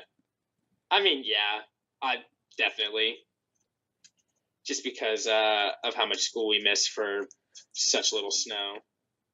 Do you think? Now, me being a student, No, of course. Yeah, it's hard for me to admit that, but I feel like, we're not getting any more snow this season, and I'm graduating, so I don't really care. Yeah, don't worry. I don't think the governor listens to this. Yeah. Do you think it's a global warming thing that really is causing the problem, or is it just a bunch of bad years? It's less global warming. I think it's climate change just in general, but in going in Well, yeah, both that's what I directions. meant. Yeah, Yeah, then yeah, I agree with you. yeah, seems like it's pretty surprising that it's happening so quickly. Yeah, man, it's the world we live in. Do you think that the school should contract teachers for like an extra couple days into the summer as a backup if we miss some more school days for snow days? Now, obviously, I know Well, the you're. contracts do end June 31st, so it's like they already do kind of contract teachers later than Oh, I when didn't know school that. ends. Huh. Yeah, It's interesting. but I don't think they need to go into July. And also, I think that the governor should sign off earlier, because it's like 12 days or something ridiculous like that of missed time, and like honestly, adding 10 minutes of class time each day is going to do absolutely nothing. It's literally just going to be wasted time. Yeah, it's just trying to fill a quota. Like Yeah, which is stupid. It's just red tape getting in the way of everything again. yeah, and like just the idea that 2 minutes for each class is gonna change anything in terms of what you learn is absurd. Yeah. So, how bad do you think the wage gap really is? So, Oh, wage sorry gap with that. what? Yeah, I suppose that's the question. So I meant mainly the gender wage gap, but I think it was a bit loaded in terms of how I phrased the question. I don't know how bad it is. Um, I have watched conservative people debate about this and say there is no wage gap because, women work different jobs than men do, just across the board. And then I've heard liberals be like, no, the wage gap is the worst problem that our generation is going to have to face. So I don't know. And there's that polarization we're talking about. Yeah, exactly. It's always black and white. I think there likely probably is some form of wage gap. I don't think it's nearly as bad as some people are saying, but I also think there is one, and that it's a problem we shouldn't ignore. But I don't think it's like a life threatening issue that we need to take care of right now. It's not like women are making 10 cents for every dollar that a man makes. Yeah, which is something that some people will try and argue. Yeah, which is just silly. Yeah, like I basically come down on it the same way. Like what I really talk about is like the glass ceiling being the actual problem that causes the wage gap, with that just being women being pushed out of executive positions just because of the people that are already there. And Yeah, they're so old fashioned. My mom got pushed out of an executive position oh God, I'm at a sorry. company she used to work for because of it. That But sucks. at the same time, she also was just done working for the company, so it was kind of a win-win situation. They won because she got out, and she won because she got out. Yeah. So, but it was just annoying at the time. Yeah. Do you think it? Because it's just because she's the type of woman that won't take no for an answer, especially in the business world. Yeah, and like that's the kind of people Which has gotten her so far in life, but people feel like she's stepping on their toes. Exactly. Yeah, you feel threatened, and like you just want a pushover that like you can be a lackey to you, and like will be like, hey, you're looking good, Mister H or whatever. And like Yeah. that's not the kind of person that you should be looking for, and like that's not going to be a successful person in your business. That's just going to be somebody that's feeding your ego the entire time. Yeah. So yeah, that's basically how we both feel, I guess. What do you think about abortion? Because like that's always the issue that I'm funky on. So I am a religious person. Okay. That being said, I support abortion. Okay. So I'm kind of an oddball out. That's one of the things that makes me moderate is, I'm a religious person, I'm all for the Second Amendment, but at the same time, I think that women's rights are a huge issue, not just in the U.S., but in the world. You know, and I support gay marriage. People can do whatever the heck they want, as far as I'm concerned, as long as they don't bother me, as long as you just let me be and do my thing, I'll let you be and do your thing. Yeah. Just live and let live. Yeah, exactly. Yeah. But yeah, so I'm very liberal in that sense. Well, I think that's actually very libertarian, to be honest. Like, it's just a completely hands-off approach to it. It's, if you want to do it, you can do it. If you don't want to do it, well, then whatever. I guess that is fair. Yeah. Yeah, like for me, it's super weird because like I'm always weird with death. Like I have the same problem with the death penalty. With that one being a little easier for me because I can actually look at studies and say, okay, death penalty is bad because it causes this thing economically and it causes Yeah. this thing in terms of what people think. So I just take my own feelings out of it. But with abortion, you can't do that, and that's tough. So like for me, like originally I used to be like super hardcore on it and being like, oh, it can only be first trimester stuff, but like more and more I move it out like as society does because I just realized that's ridiculous. And honestly, I'm just not sure where I fall on the issue because it's a very weird thing because like you are killing something, but like just deciding if it's human or not and like are the methods humane or not. Yeah. It's really funky and like I always find it weird that like it's tied to religion and like the issue because I don't really feel like it should be, to be honest. And like I don't know where Neither do that I. started. That's why I support it. Is because I don't see it as a religious issue. I see it as a human rights issue. Yeah, You exactly. could look at it as from a human rights standpoint. Like, is this unborn child human? Should be considered human. That's not Yeah, should be considered human because it's religious. You shouldn't murder. yeah, That's not what I see it as. I think I see it as should be considered human because it's unethical to murder a human being.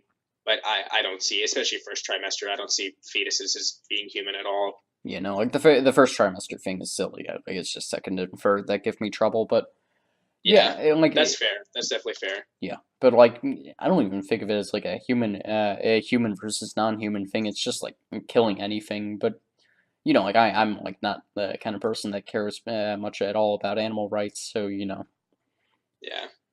I mean, I hunt, so I obviously don't yeah, care that much about animal I rights guess either. not. Yeah, and like I'm not the kind of guy that's and like I don't think that anyone is, frankly, who's against animal rights or not against, but like that's not like something they get politically charged about. They're not exactly when they say they go hunt. That doesn't mean they go out into a forest and like they just take a flamethrower and they're like, here, piggy, piggy. That's not what they do.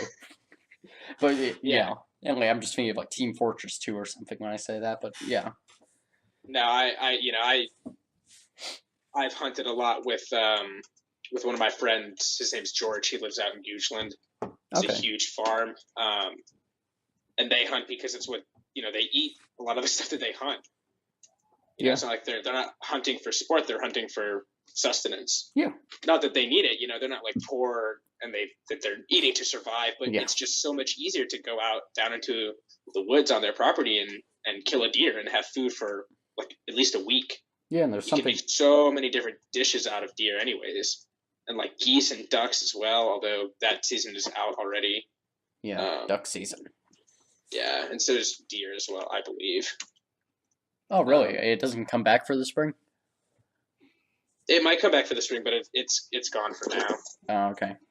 Yeah, like there's But something really self-fulfilling about hunting for your food and like yeah, when you're sitting down at the dinner table being like, I found this meat and like I cooked it and I prepared it and I took it out of nature and now it's going into my body. And yeah, it's like fishing. Are people against fishing? yeah.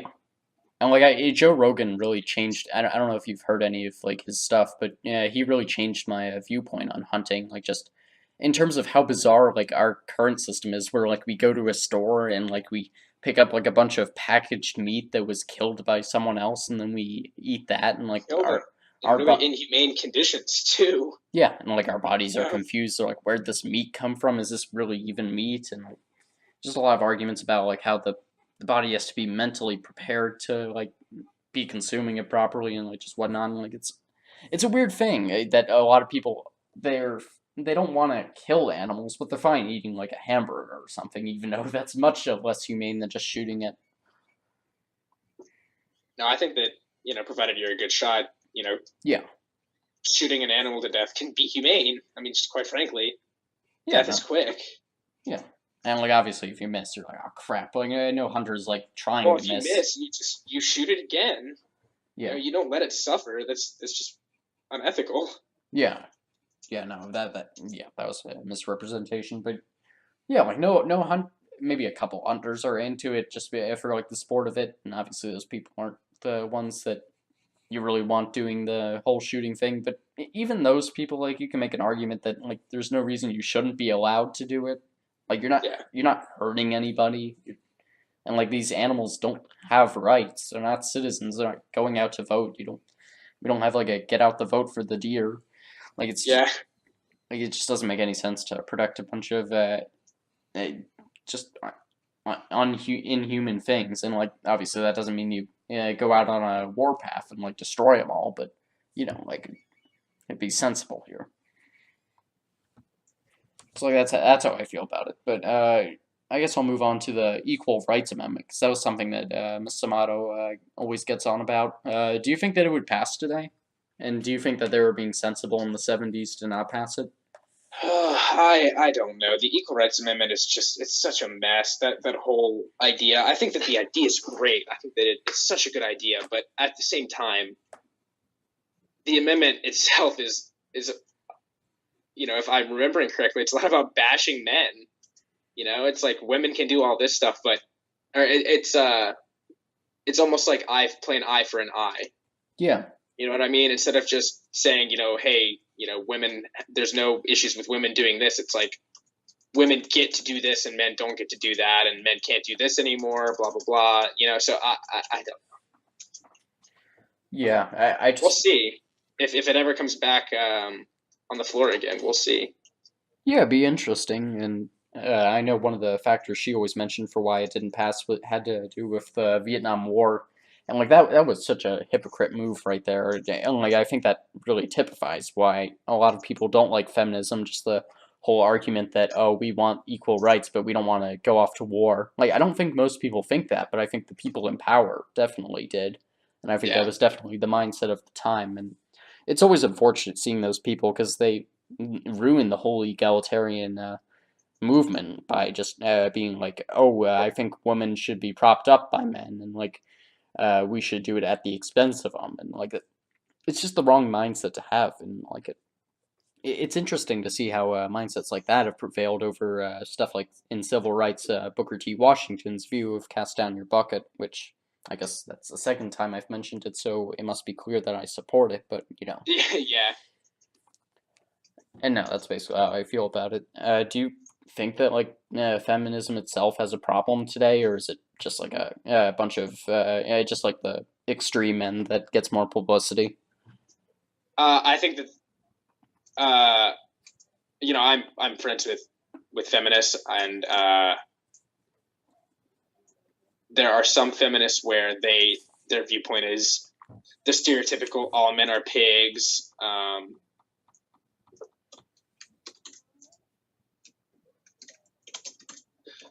Sorry, I got distracted for a second. Oh yeah, don't worry, I'll just edit that out.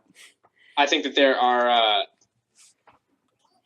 are some women that have that viewpoint, that all men are pigs, and some feminists that have the viewpoint of, hey man, we're just trying to do everything that you can do, and I'm fine with that. Those are most of the people that I'm friends with that are feminists. That's their viewpoint. Is like, look, man, we're not trying to like hate men or anything. We're just trying to have the exact same opportunities at everything that you can do. Yeah, and just making sure that again, I think that's totally fine. Yeah, just making sure everything's I think that feminism fair. gets a bad rap because there are so many feminists. Hopefully, I don't think a majority, but there are so many feminists that think that way. Yeah, and unfortunately, that's one of the worst cases of soundboarding there is, where just there's like one or two people that originally held that view, and like it feeds on the fact that emotion, and like this is another CGP Grey video.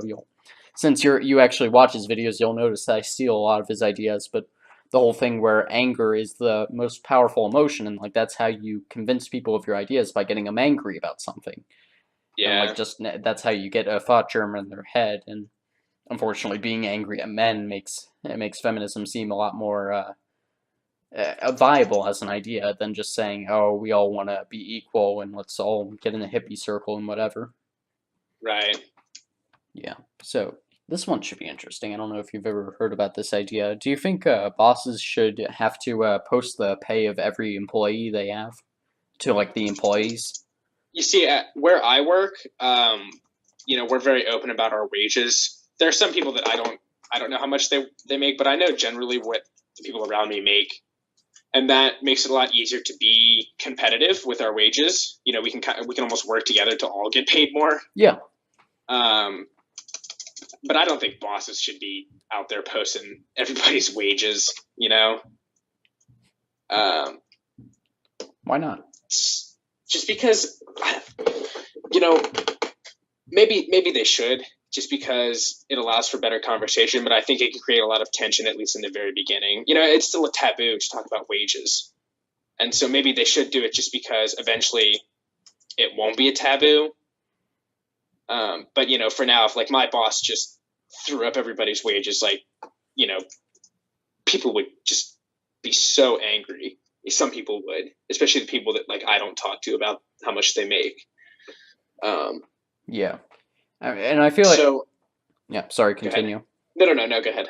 Okay, so like, I always feel like that people, when they have like the viewpoint that everyone's going to be angry, they kind of miss the point. Like, I think maybe for like half a second you're angry at the person who's making more than you, but immediately after you're angry at the boss who's being a cheapskate and screwing you out of your paycheck, and like you just march into his office and be like, "What the H, man? What's going on?" Yeah, that is a good point. Yeah, I don't know. I'd like to see it happen, like just as a concept, like a trial concept. You know what I mean? Yeah. Just to see how it would go. It's almost surprising that like some like modern tech companies haven't been doing things like that. Like I could definitely see Google and Amazon and Apple doing all that. Posting people's salaries. Just as kind of an experiment to see how that would change. But at the same time, I think bosses generally wouldn't want to do that because then people would, I don't know, they'd lose a bargaining chip. Yeah, basically they'd lose a bargaining chip. Yeah, and that's the biggest thing for government intervention is just you have to. I think for the most part, the role of government is to control business. To be honest, because I think business is like the biggest problem in society. That like they're always trying to screw over the consumer and screw over the government and screw over their own employees. Like just like I'm not saying business is always evil, but business is always against everyone else. Yeah, except themselves. Yeah, yeah, and like even other businesses, frankly. But yeah, and like obviously everyone's self-interested. It's just the problem is businesses have the power to actually do something about it. Yeah. Let's see. What's interesting? Okay. I guess I'll move into food for thought. That'll be good. So, if we cured death, would you accept that cure?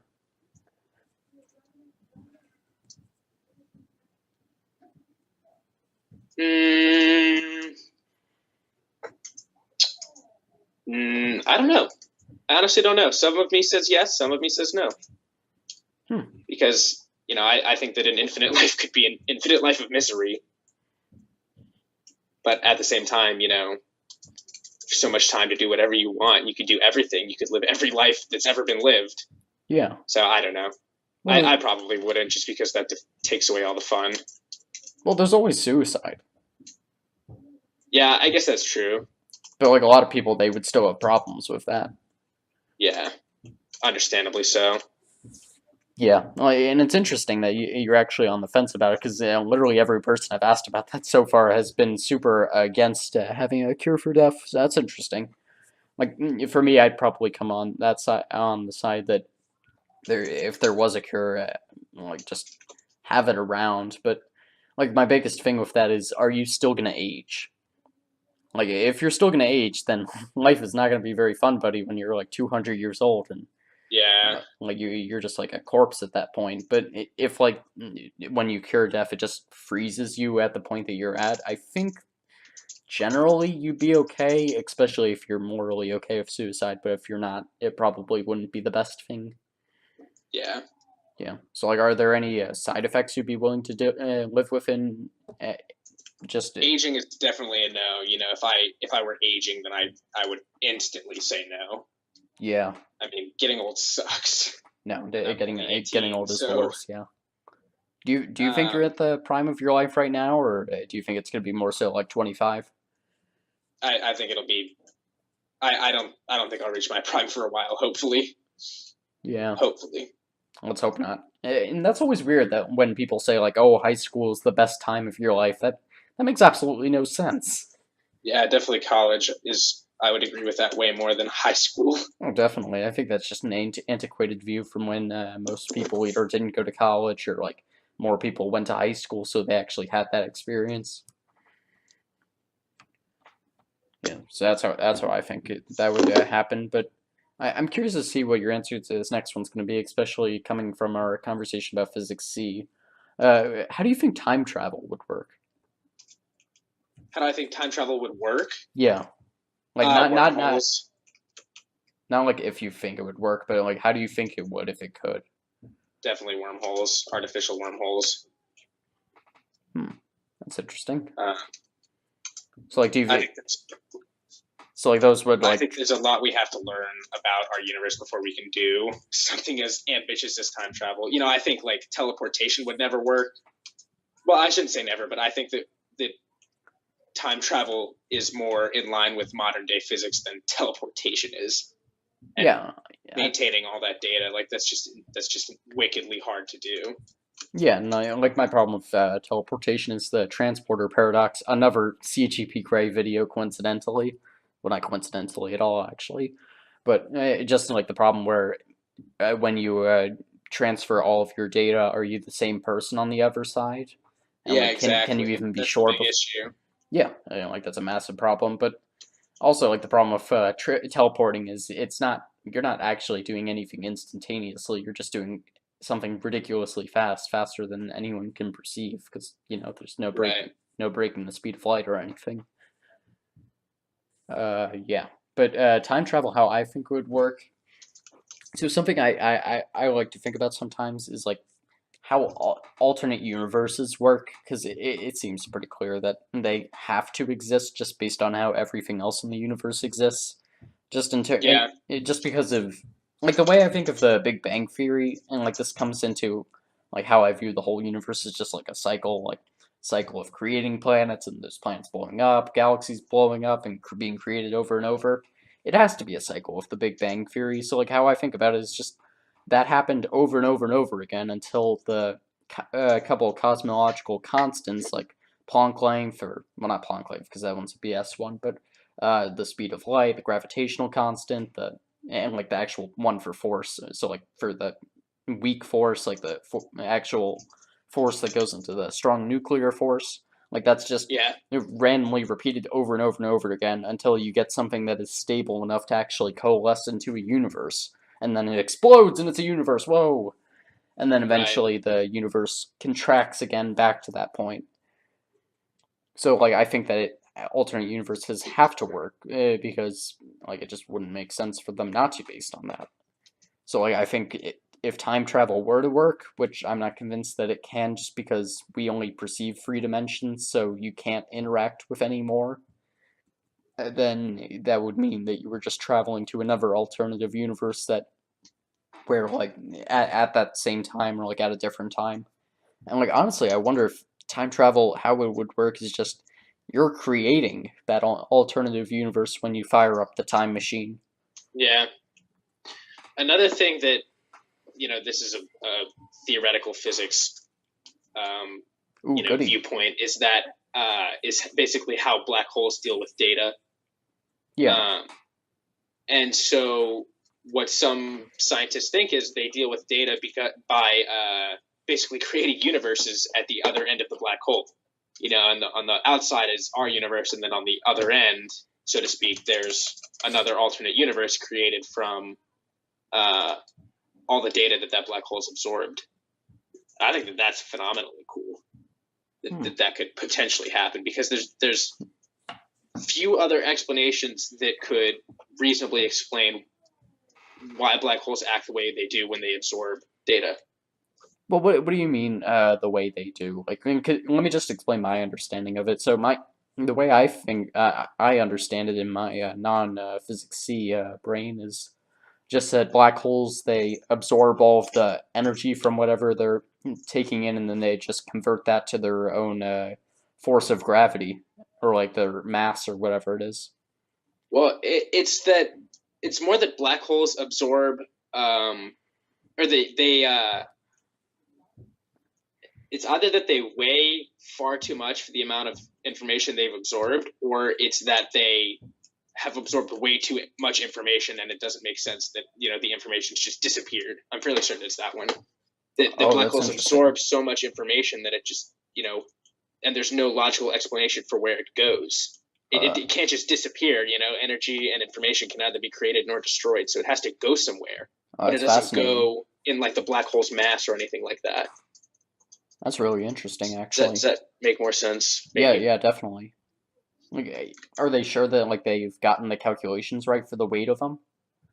Oh well, yeah. I mean, you can Because measure black hole densities pretty reliably just using things as simple as Kepler's laws.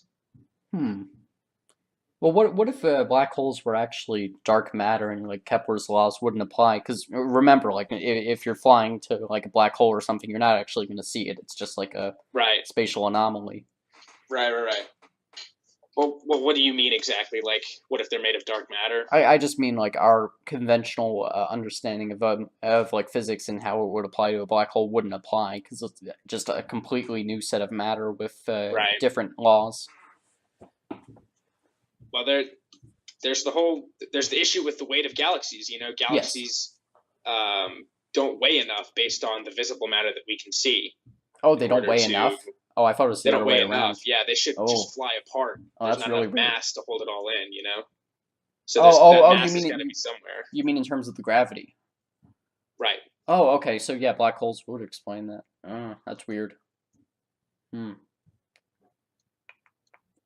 That's bizarre. Yeah, it's strange. Yeah, I guess we do have a lot more we still need to understand. Yeah. There's so little we know. Something that definitely drives me crazy in physics, though, is how like, and I guess this is more a chemistry thing, but like at some point chemistry becomes physics, where like with the state of matter, the state of matters, you obviously have the solid, the liquid, the gas, the plasma. But my problem with it is there really shouldn't be any states of matter that we talk about because it's all just a sliding scale, and like you can see why that is when like you go to these extremes where you have like the Bose-Einstein condensate that like they talk about as a state of matter, and like the quark gluon plasma, and like it's not a different thing. You're just scaling how much you've taken away the electrons or like just how much you've how much you have disrupted the symmetry of the molecule. Right. Like it's all a scale. It's not like a fixed thing. Like it's just weird because of how we teach it. Like even in like the free state thing or like the four state thing, where like we're acting like either it has the electron within its orbit or it doesn't. Like that's not how it works at all. Yeah. I don't know. That always irked me in AP Chem. Let's see. Do you have any philosophy behind how you dress? No, not at all. Yeah, I can feel that. Do you like to have what kind of socks do you usually go for? Well, what do you define like? Yeah, like what criteria? Yeah, so like, do you go for like loose socks, tight socks, dark socks, light socks, tight socks? Just socks. Typically, like ankle length socks. Not like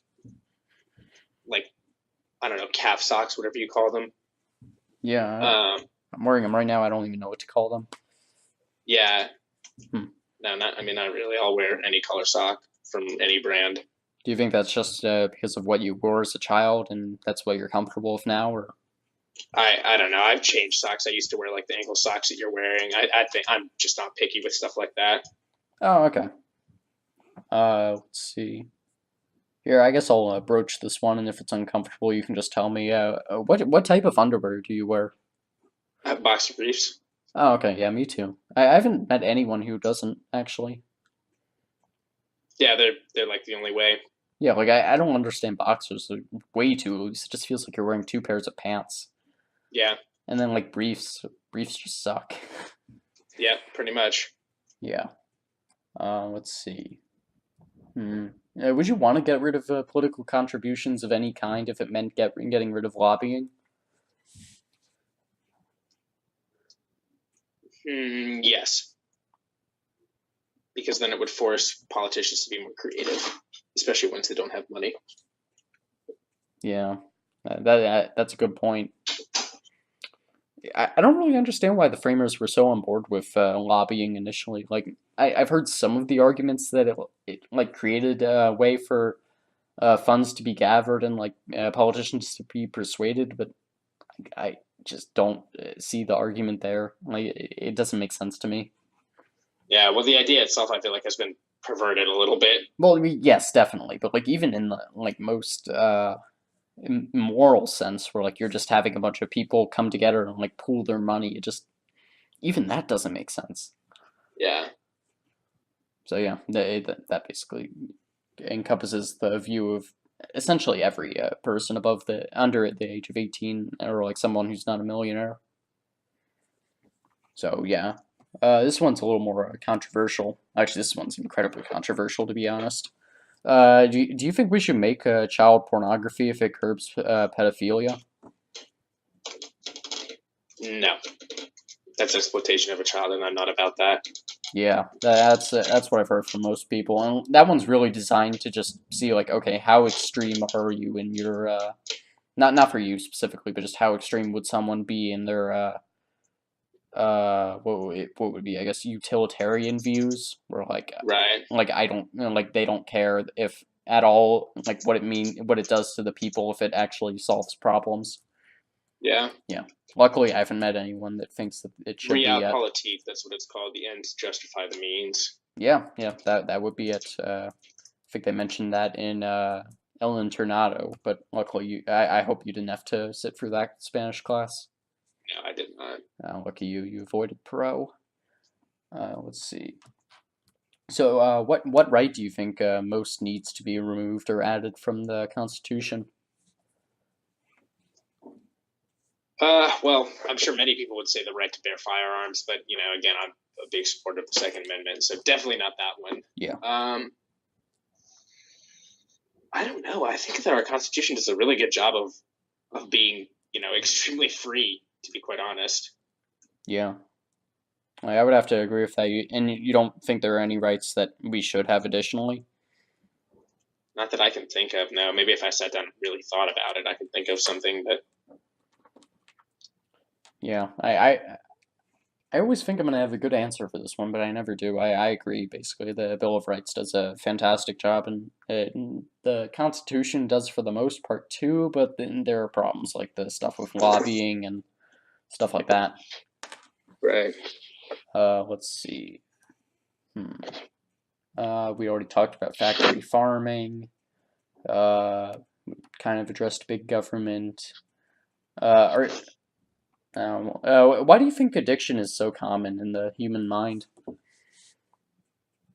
Why do I think addiction is so common in the human mind? Yeah, like why do you think the mind is so readily ready to just form an addiction with things? I don't know. That's a really good question. I think it's just human nature, quite frankly. Well, doesn't human nature just come from the way our mind works? Yeah, basically. I suppose that's more of a question for either a psychologist or a biochemist.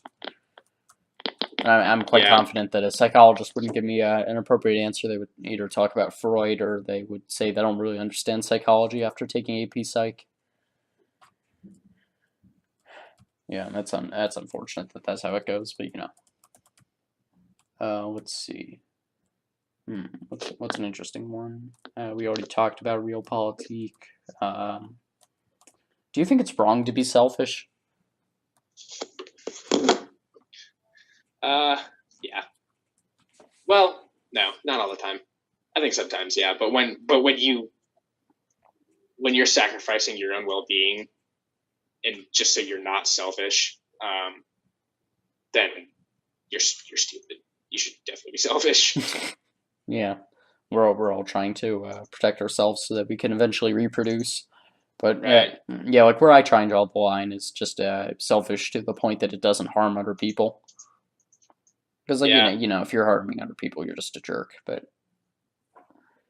like it seems like that's a good like, guideline for the most part. Like there are a couple situations where you shouldn't be selfish with yourself, but that always gets into weird things because then you're just fighting against your brain, and then you have to try and Right. draw a consciousness line, and you don't even have like even physics isn't capable of addressing how consciousness works. Yeah. Do you think smartphones have been good for society? And like, are you happy that you're living in an age where smartphones exist? Yes and no. I think that it can distract a lot from real life, but also I think that it's invaluable for maintaining communication with people who are really far away. Like, so for example, I went to Ghana Yeah. in February for a missions trip, and they skipped infrastructure like power lines all over the place in favor of cell towers. Ooh. And that's how that country communicates. And it's actually proven to be invaluable for the Ghanaians. I mean, there's not anywhere in Ghana where you can be and there's no cell service. They have cell service everywhere. Huh. And it just has accelerated the growth of their country so quickly. Excuse me. Wow. And so it's been really good for them, actually. Wow, my preconceived notion was so wrong there. Yeah. I thought that was going to be a bad thing. Wow. No, it's been really good for them. Holy crap! Like really good for them, actually. It's weird, you know. Yeah, that's that fascinating. One of the men there that I was speaking to was confused when I asked him if there was anywhere that there wasn't cell service in Ghana. I asked, his name's Abraham. I asked the man, I was like, so is there anywhere in Ghana where your cell phone doesn't work? And he was like, what? I'm like, yeah. He's like, was there places like that in America? And I was like, yeah, all over the place. There's places where you don't have cell service. And he couldn't believe it. Wow. Because everywhere in Ghana they have cell service. Everywhere. That's incredible. So like, yeah, is that wacky? Is that at the expense of electricity, or do they not have problems with either? They still have electricity, but because like it's not like they have massive power lines all over the place. Yeah. Okay. So it's just like not as many as in the U.S. Right. Okay. So I guess I'll talk to you about that then, because I never really got a chance to talk to you about your experience there. So, how did it really shape up to your expectations of what the trip would be like? Well, I didn't really have any expectations, but the trip ended up being incredible. It was literally the time of a life, or trip of a lifetime. Yeah, and it was awesome. Yeah, so what were you actually doing there? I know it was a mission trip, but like, what did that actually mean? It was a bunch of humanitarian stuff. Okay, so what were you guys like building schools or something? We weren't building schools. We actually did like an education clinic, with teachers in school in one of the schools. So like, we brought a team that taught teachers how to be better teachers. We did a sports camp with all the school children while the teachers were in that clinic, and taught the kids how to play basketball. And like, the kids have never even like seen a basketball before. Okay. So it was super cool to be able to do that. We distributed mosquito nets all over the place. That's always good. And yeah, just did a bunch of outreach to the villages surrounding the town where we were in. Yeah. What do you think is like one of the biggest misconceived notions that people have about Africa, and specifically West Africa in your case? That it's an ugly nation, or that it's an ugly continent. Excuse me. But it's beautiful. It is an utterly beautiful place in terms of people and in terms of in terms of culture and in terms of the actual landscape. It's the most beautiful place I've ever been. Yeah, and it's I've been to a lot of different places, like especially in the U.S. My parents love traveling, so I've had the distinct privilege of going like all over the West of America, which yeah, it's one of the most beautiful. You look at places like Moab in Utah, and it literally looks like you're on Mars. Yeah. But I think that Africa is more beautiful than that. Yeah. It's just so different and so cool, and the people there are just, I mean, they're so friendly, all of them. Yeah. So it was really eye-opening, to say the least. And it definitely helps that you went to Ghana. Isn't that known as like one of the last paradises on Earth or something? Not that I know of. That might be one of the You other. could be right. That might be one of the other equatorial countries. What did you say it was called? Like the last paradise on Earth, and like it's like known as like Utopia or something. I think there's like a Survivor series there once. That's not Ghana, no. Yeah, I'll look it up. But something that everyone always seems to think about, Africa obviously is that just based on what the media always tells them is that like the government is super screwed up there. Just based on your experience, is it like anything that couldn't be expected of other governments, or is it actually like a lot worse? So I've actually been to Africa twice. I've been once to South Africa, and I've been again to Ghana. And South Africa's government is totally jacked up. Like it's just messed up in every way, shape, or form. Ghana's government is way less messed up. There's still, there's corruption, and people are out there for themselves and not for the people, even when they should be. But they're growing and they're maturing, and eventually their government won't be as screwed up. It's South Africa's especially is really screwed up because of all the corruption, and all the money and poor leadership. And Ghana's is screwed up just because it's such a young country, like a young independent country. It got its independence in like the 60s.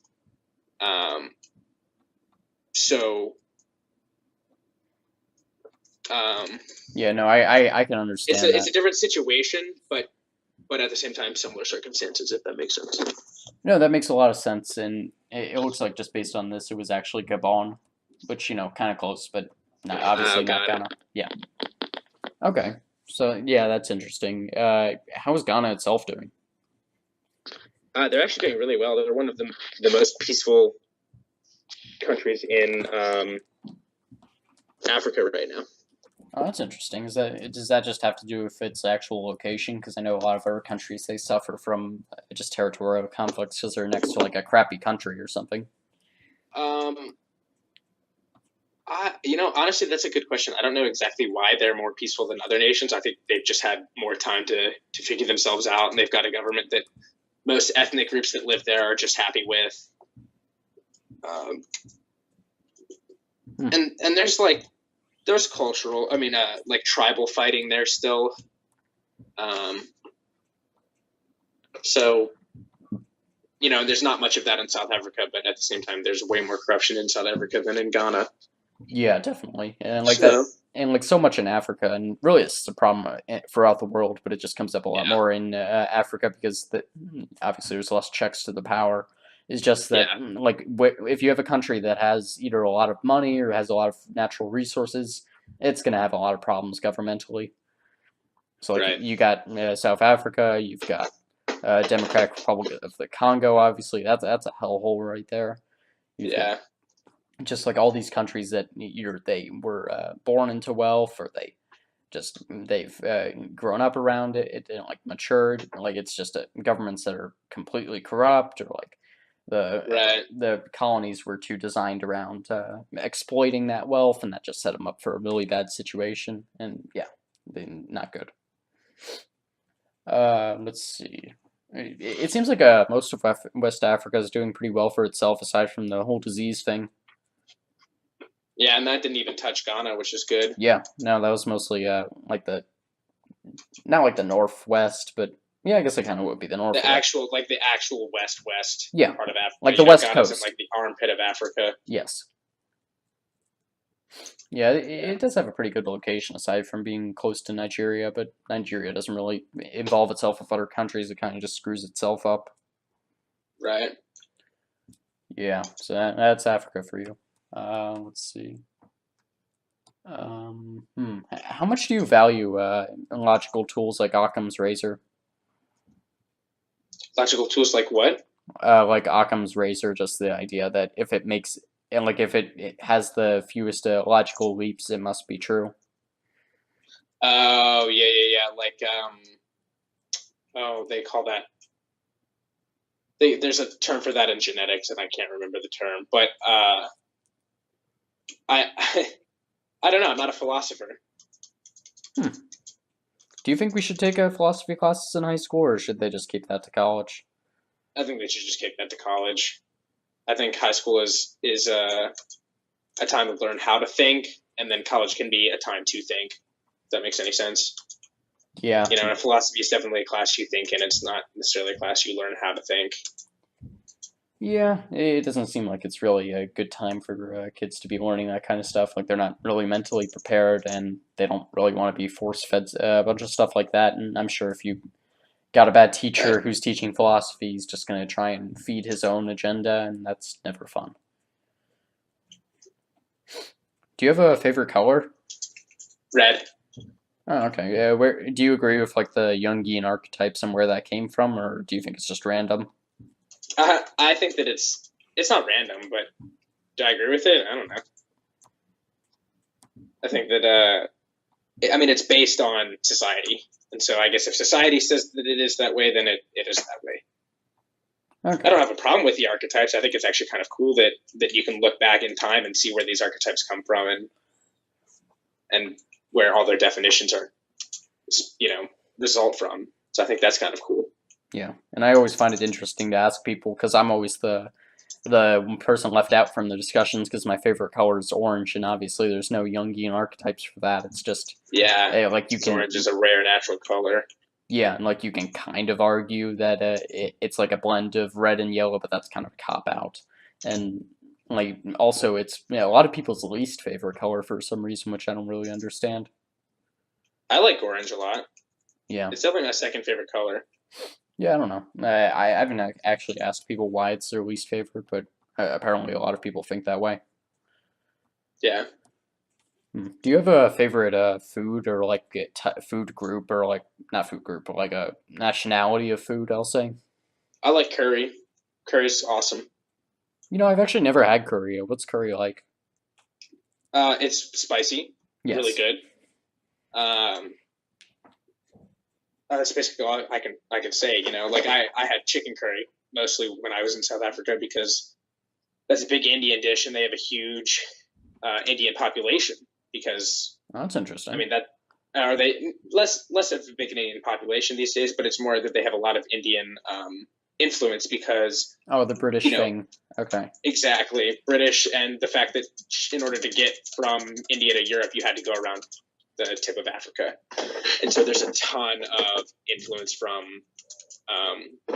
Near Eastern cultures in South Africa, and so curry was one of them, and I had a bunch of that, and it was super good.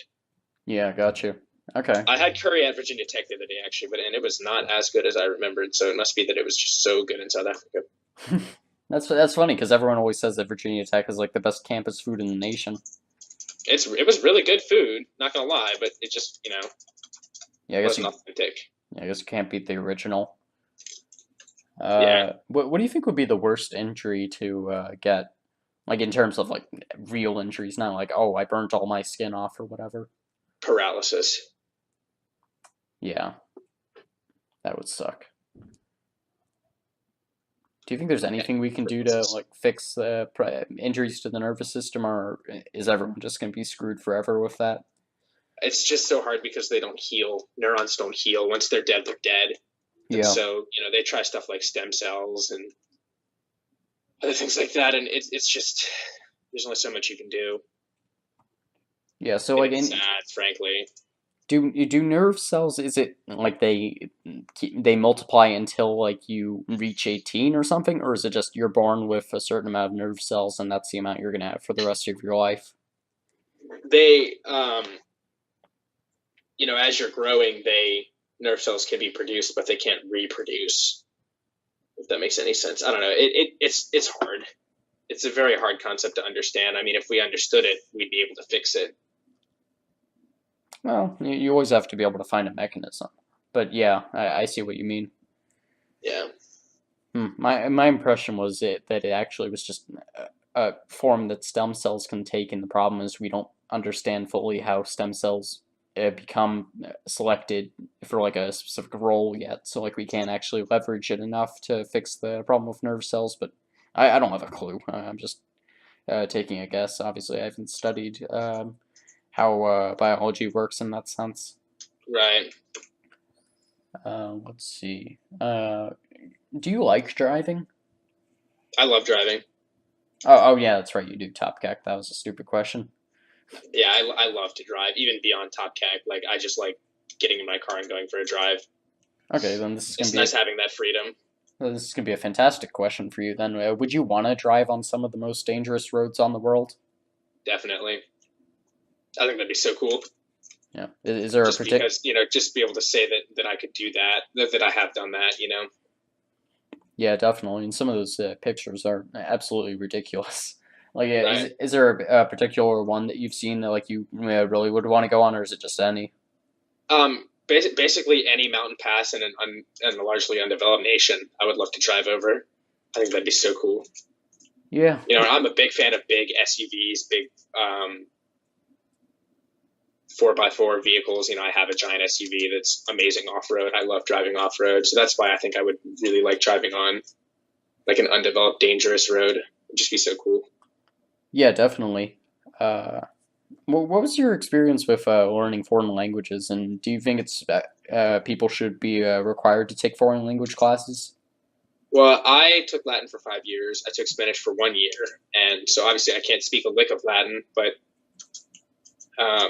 I enjoyed Latin thoroughly. I have phenomenal teachers.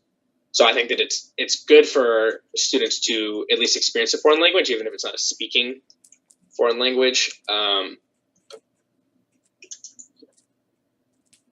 But I'm glad that it's a requirement in school. Okay. Do you think that learning how to program computers should count as a foreign language requirement? No, it should be something different. Okay. Gotcha. It seems like that mostly comes down to if you're a computer programmer yourself, if you think that it should be or not. So it's a pretty self-centered question. Yeah. Yeah. What's the biggest change you've made in your life that you're the most happy with? I don't know. I can't really nail it down to one thing. It's hard. Yeah, it is a hard question. Maybe not being afraid to do the selfish thing, even though, or because it would be best for me, even though it would be selfish. Sometimes you have to come first. You being like me. Like sometimes I have to come first. I can't put other people before me because it's just so detrimental to me. And so I think it's taken me years to realize that, and I think that now that I have it, I'm much happier. Yeah. Was it just like a immediate change that just happened, or was it just growing over the years? Because It was growing. Okay. Because yeah, for me, like sometimes like I have like these changes that they just happen immediately, and then for the rest of my life I'm going to be doing the other thing. But other times it just builds, and like it's interesting why it goes one way and sometimes it goes the other way. Yeah, and if you can't tell, like I am fascinated by neuroscience, and like it's a shame we don't have a class on it in high school. We just have psychology, because it's a very Yeah. interesting thing, and like understanding the chemical side of it, not like the Freudian side, or like just understanding Right. the overall concepts, like actually understanding this is why your brain does this. It's because of the receptors here, and it's because this chemical is out of whack, and if you're addicted, it's because you're stuck on the dopamine, and it's because of this receptor, and you can combat it if you take this I don't know whatever those things are that break down receptors, and like it's just a very interesting thing, and I think it helps a lot to understand your brain so that you can understand why you're having an urge, or like why you're doing something that you're doing, because you're always battling the unconscious part of your brain, Right. because like obviously the unconscious part of your brain just wants you to reproduce or whatever, like just produce hedonistic things, I guess. Right. Do you listen to music at all? I do. I listen to a lot of music. Okay. What are your favorite genres? I like indie rock a lot. Indie hip hop or whatever they call it. Indie pop, indie rock. I think is the main one. Big fan of that. I do actually like rap a lot as well. And I'll listen to some EDM here and there. That's basically it. And old school stuff is super good too. Okay. Why do you think rap's become so big in like the past couple years? it's just become mainstream. It's, our culture has, or it doesn't become like a fad per se, but like it's just become more mainstream. What do you think? And so, it's more imbued in pop culture, and so people listen to it more. What do you think it really made it mainstream? Was it just like celebrities coming out with it, or is it? Yeah, basically, I think it's just that there are generally more rappers these days than there were, especially in like the 90s. Okay, yeah, it makes sense. So I know you like driving. Would you want to fly a plane when you were older? Nah, I'll stick to driving. I'll let other people do the flying stuff for me. I have bad eyes anyways. I could never be a pilot Oh, okay. because my vision is bad. Do you wear contacts, or is it just a? No, it's not like that bad, but it's like, it's like I technically need a prescription. Oh, so it's not just like reading glasses. Yeah, no, it's like things are blurry. Mm. That's why I hate sitting in the back in calculus, for example, because I can't see anything. Yeah. That is weird about how she sets that up. It really does screw over the people who are best in the class. Yeah. You should really get glasses. Like I always remember like the first day that I got glasses, just looking out the window and like actually being able to count the leaves on a tree and being Yeah, like, my oh, vision's not that bad, fortunately, but like it's getting there. It worsens with every year. yeah. Let's see. Are you able to read books anymore?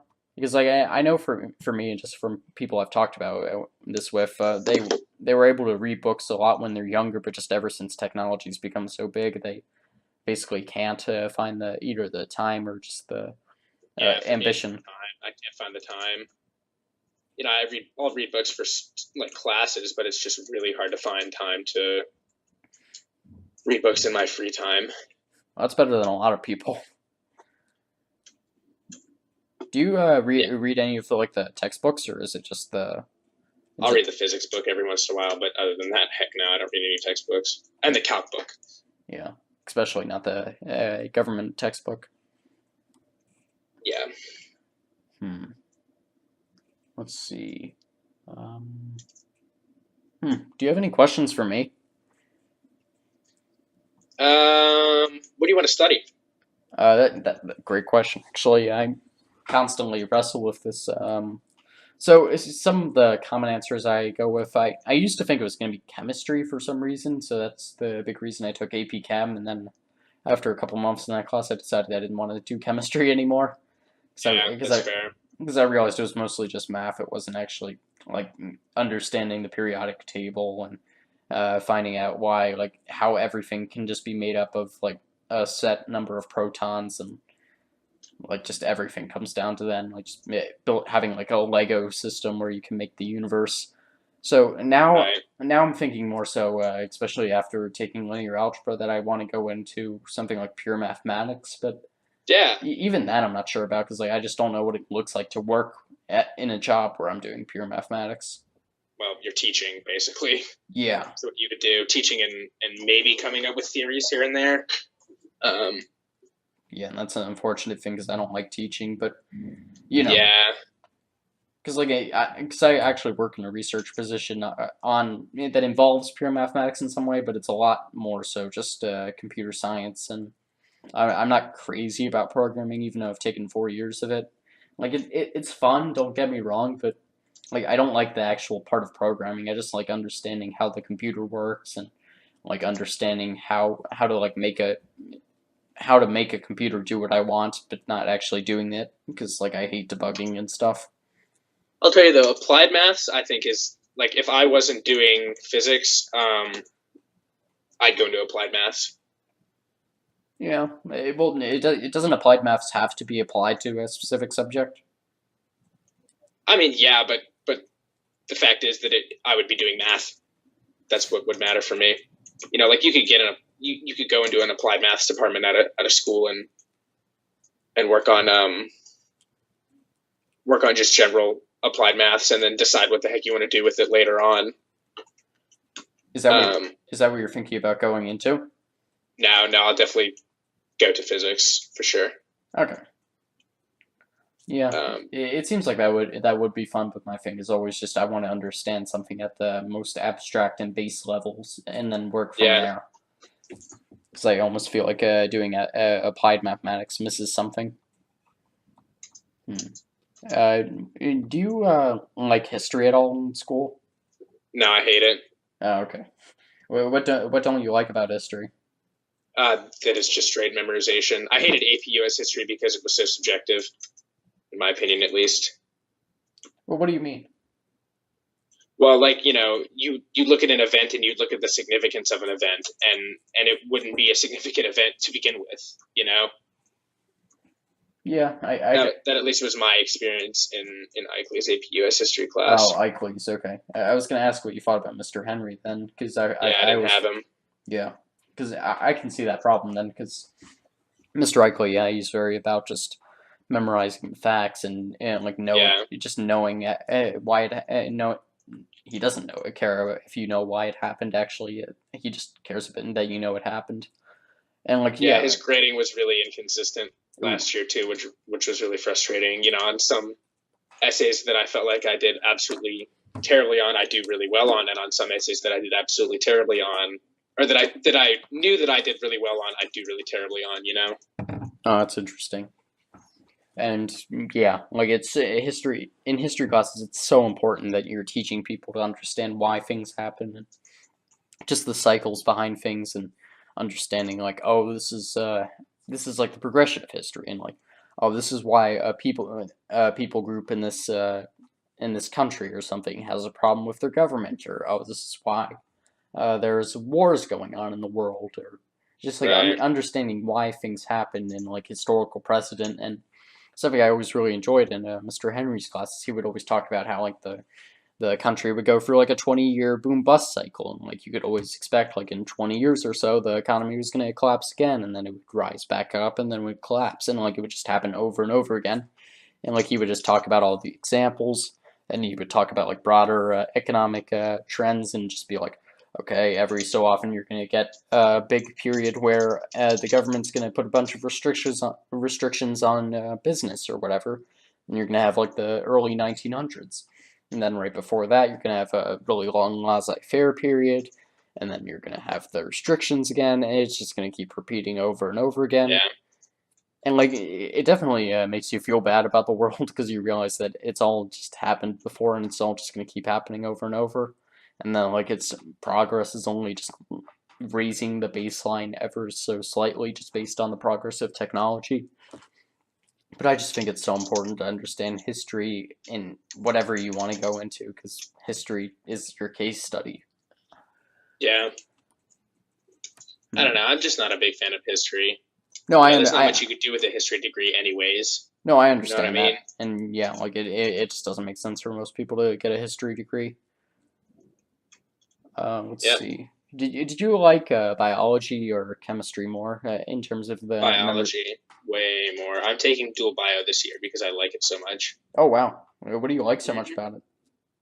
I really like Miss Johnson. That's basically it. And I think biology as a subject can be super cool.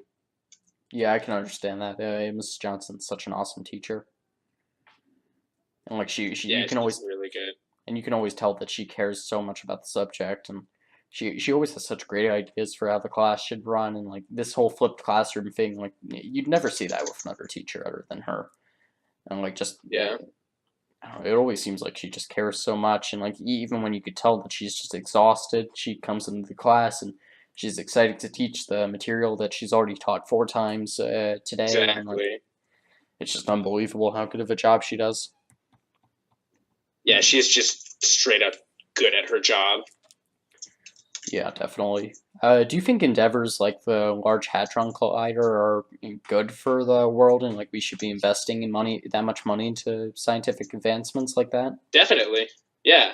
I mean, considering I want to go into that field study, maybe not necessarily like quantum mechanics, but definitely physics. I think that we have to put money into things like that in order to learn more about how the world works. Yeah, yeah, I suppose that's a good point. What do you think about the observer effect? What is the observer effect again? So Remind basically me of basically that is where by measuring anything you are affecting the thing that you're trying to measure, so you can never really Right. measure anything. Right. I think that's a very interesting concept. How about that? Yeah. I mean, I don't know. I don't know much else to say about it. Yeah. It's funny how our universe works like that. When you think about it. Yeah, really it's just something to be either annoyed about if you actually care, or just shrug your shoulders if you don't. Like it's not Yeah. anything to really think about.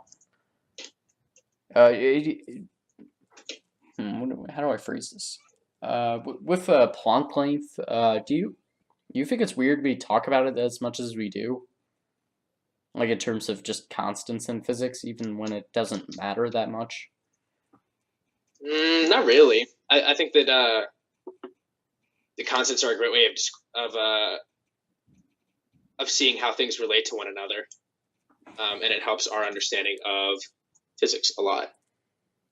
No, I just mean Planck length specifically. So like just the problems with that obviously being it's just the length of a electron. It's not like the smallest length possible, or like it's not. Right. Well, what exactly are you asking then? Just like, do you find it weird that like it comes up so much in equations when it's not really a universal thing? Well, I mean, isn't it universal inherently? I mean, it's the length of an electron, right?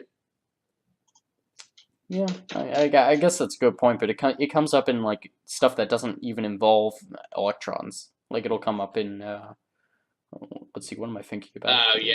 No, I see what you're talking about. Yeah, it is funny how things like that work, and whether or not it's true or not is, unknown to me.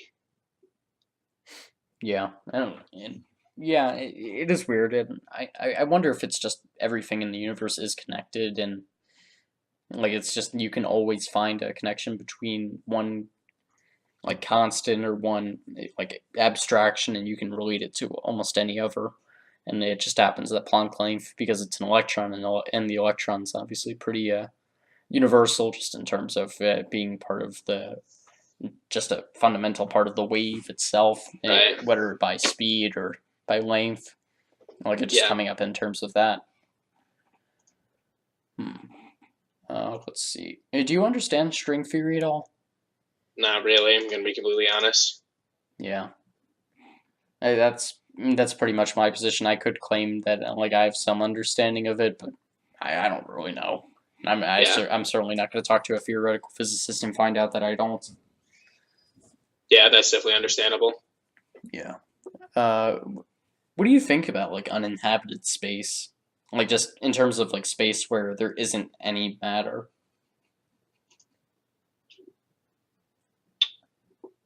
Well, my question for you then is well, my question is that I'm confused about the question. What do I think about what exactly that just there is uninhabited space? Yeah, like do you think it's weird at all? Not really. I mean, that's just the nature of the universe. It's just spread out. Everything is spread apart. Yeah, I guess that's true. Yeah. Yeah. That is weird. Yeah. Okay. Do you think that science is ever going to solve a problem like aging, or is it just going to be something that we're always going to be fighting?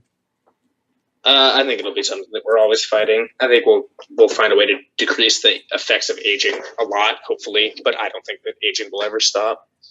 Yeah, from the data that I've seen, it seems like what we do for the most part with aging is we're not actually increasing the lifespan of anybody. We're just raising more people up to that lifespan. So like we're not moving anyone past like the 110s or the 120s. Like we're not moving the median age much past like 80. We're just making it so less people are dying of early infant death, or so that like more people in their 30s are getting closer to their 80s.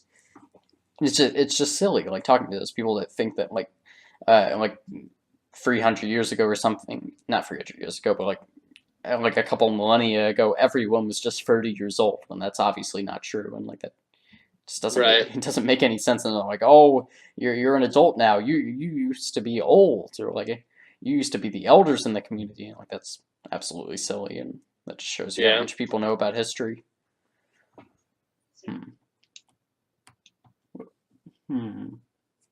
All right, Ryan, I'll tell you what. I do actually have a lot of stuff I need to do, so I might have to cut you off here. Okay. That's okay. Yeah, no, certainly. We're pretty much at the breaking point, anyways. Oh, perfect. Yeah, well, I'll be honest. I wasn't prepared for the Gizman conversation. Only last 20 minutes. Yeah.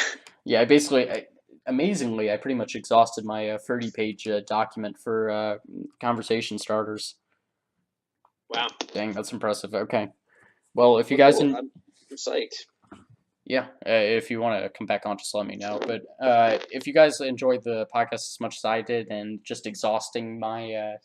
what I thought was a never-ending document, make sure you give us a 5-star review on iTunes. We'd really appreciate it. Give us a comment saying what your favorite one was, because I probably asked like 200 questions in this episode. Make sure to give us a subscribe on YouTube if you care. I don't know if there's another video platform that you use, but we're not on it, so get on YouTube, give us a subscribe, hit the bell, give us a comment. Hopefully it'll be nice. I don't know, like the video, whatever. Do what you do. And you know what? We'll see you next time, all right? Okay.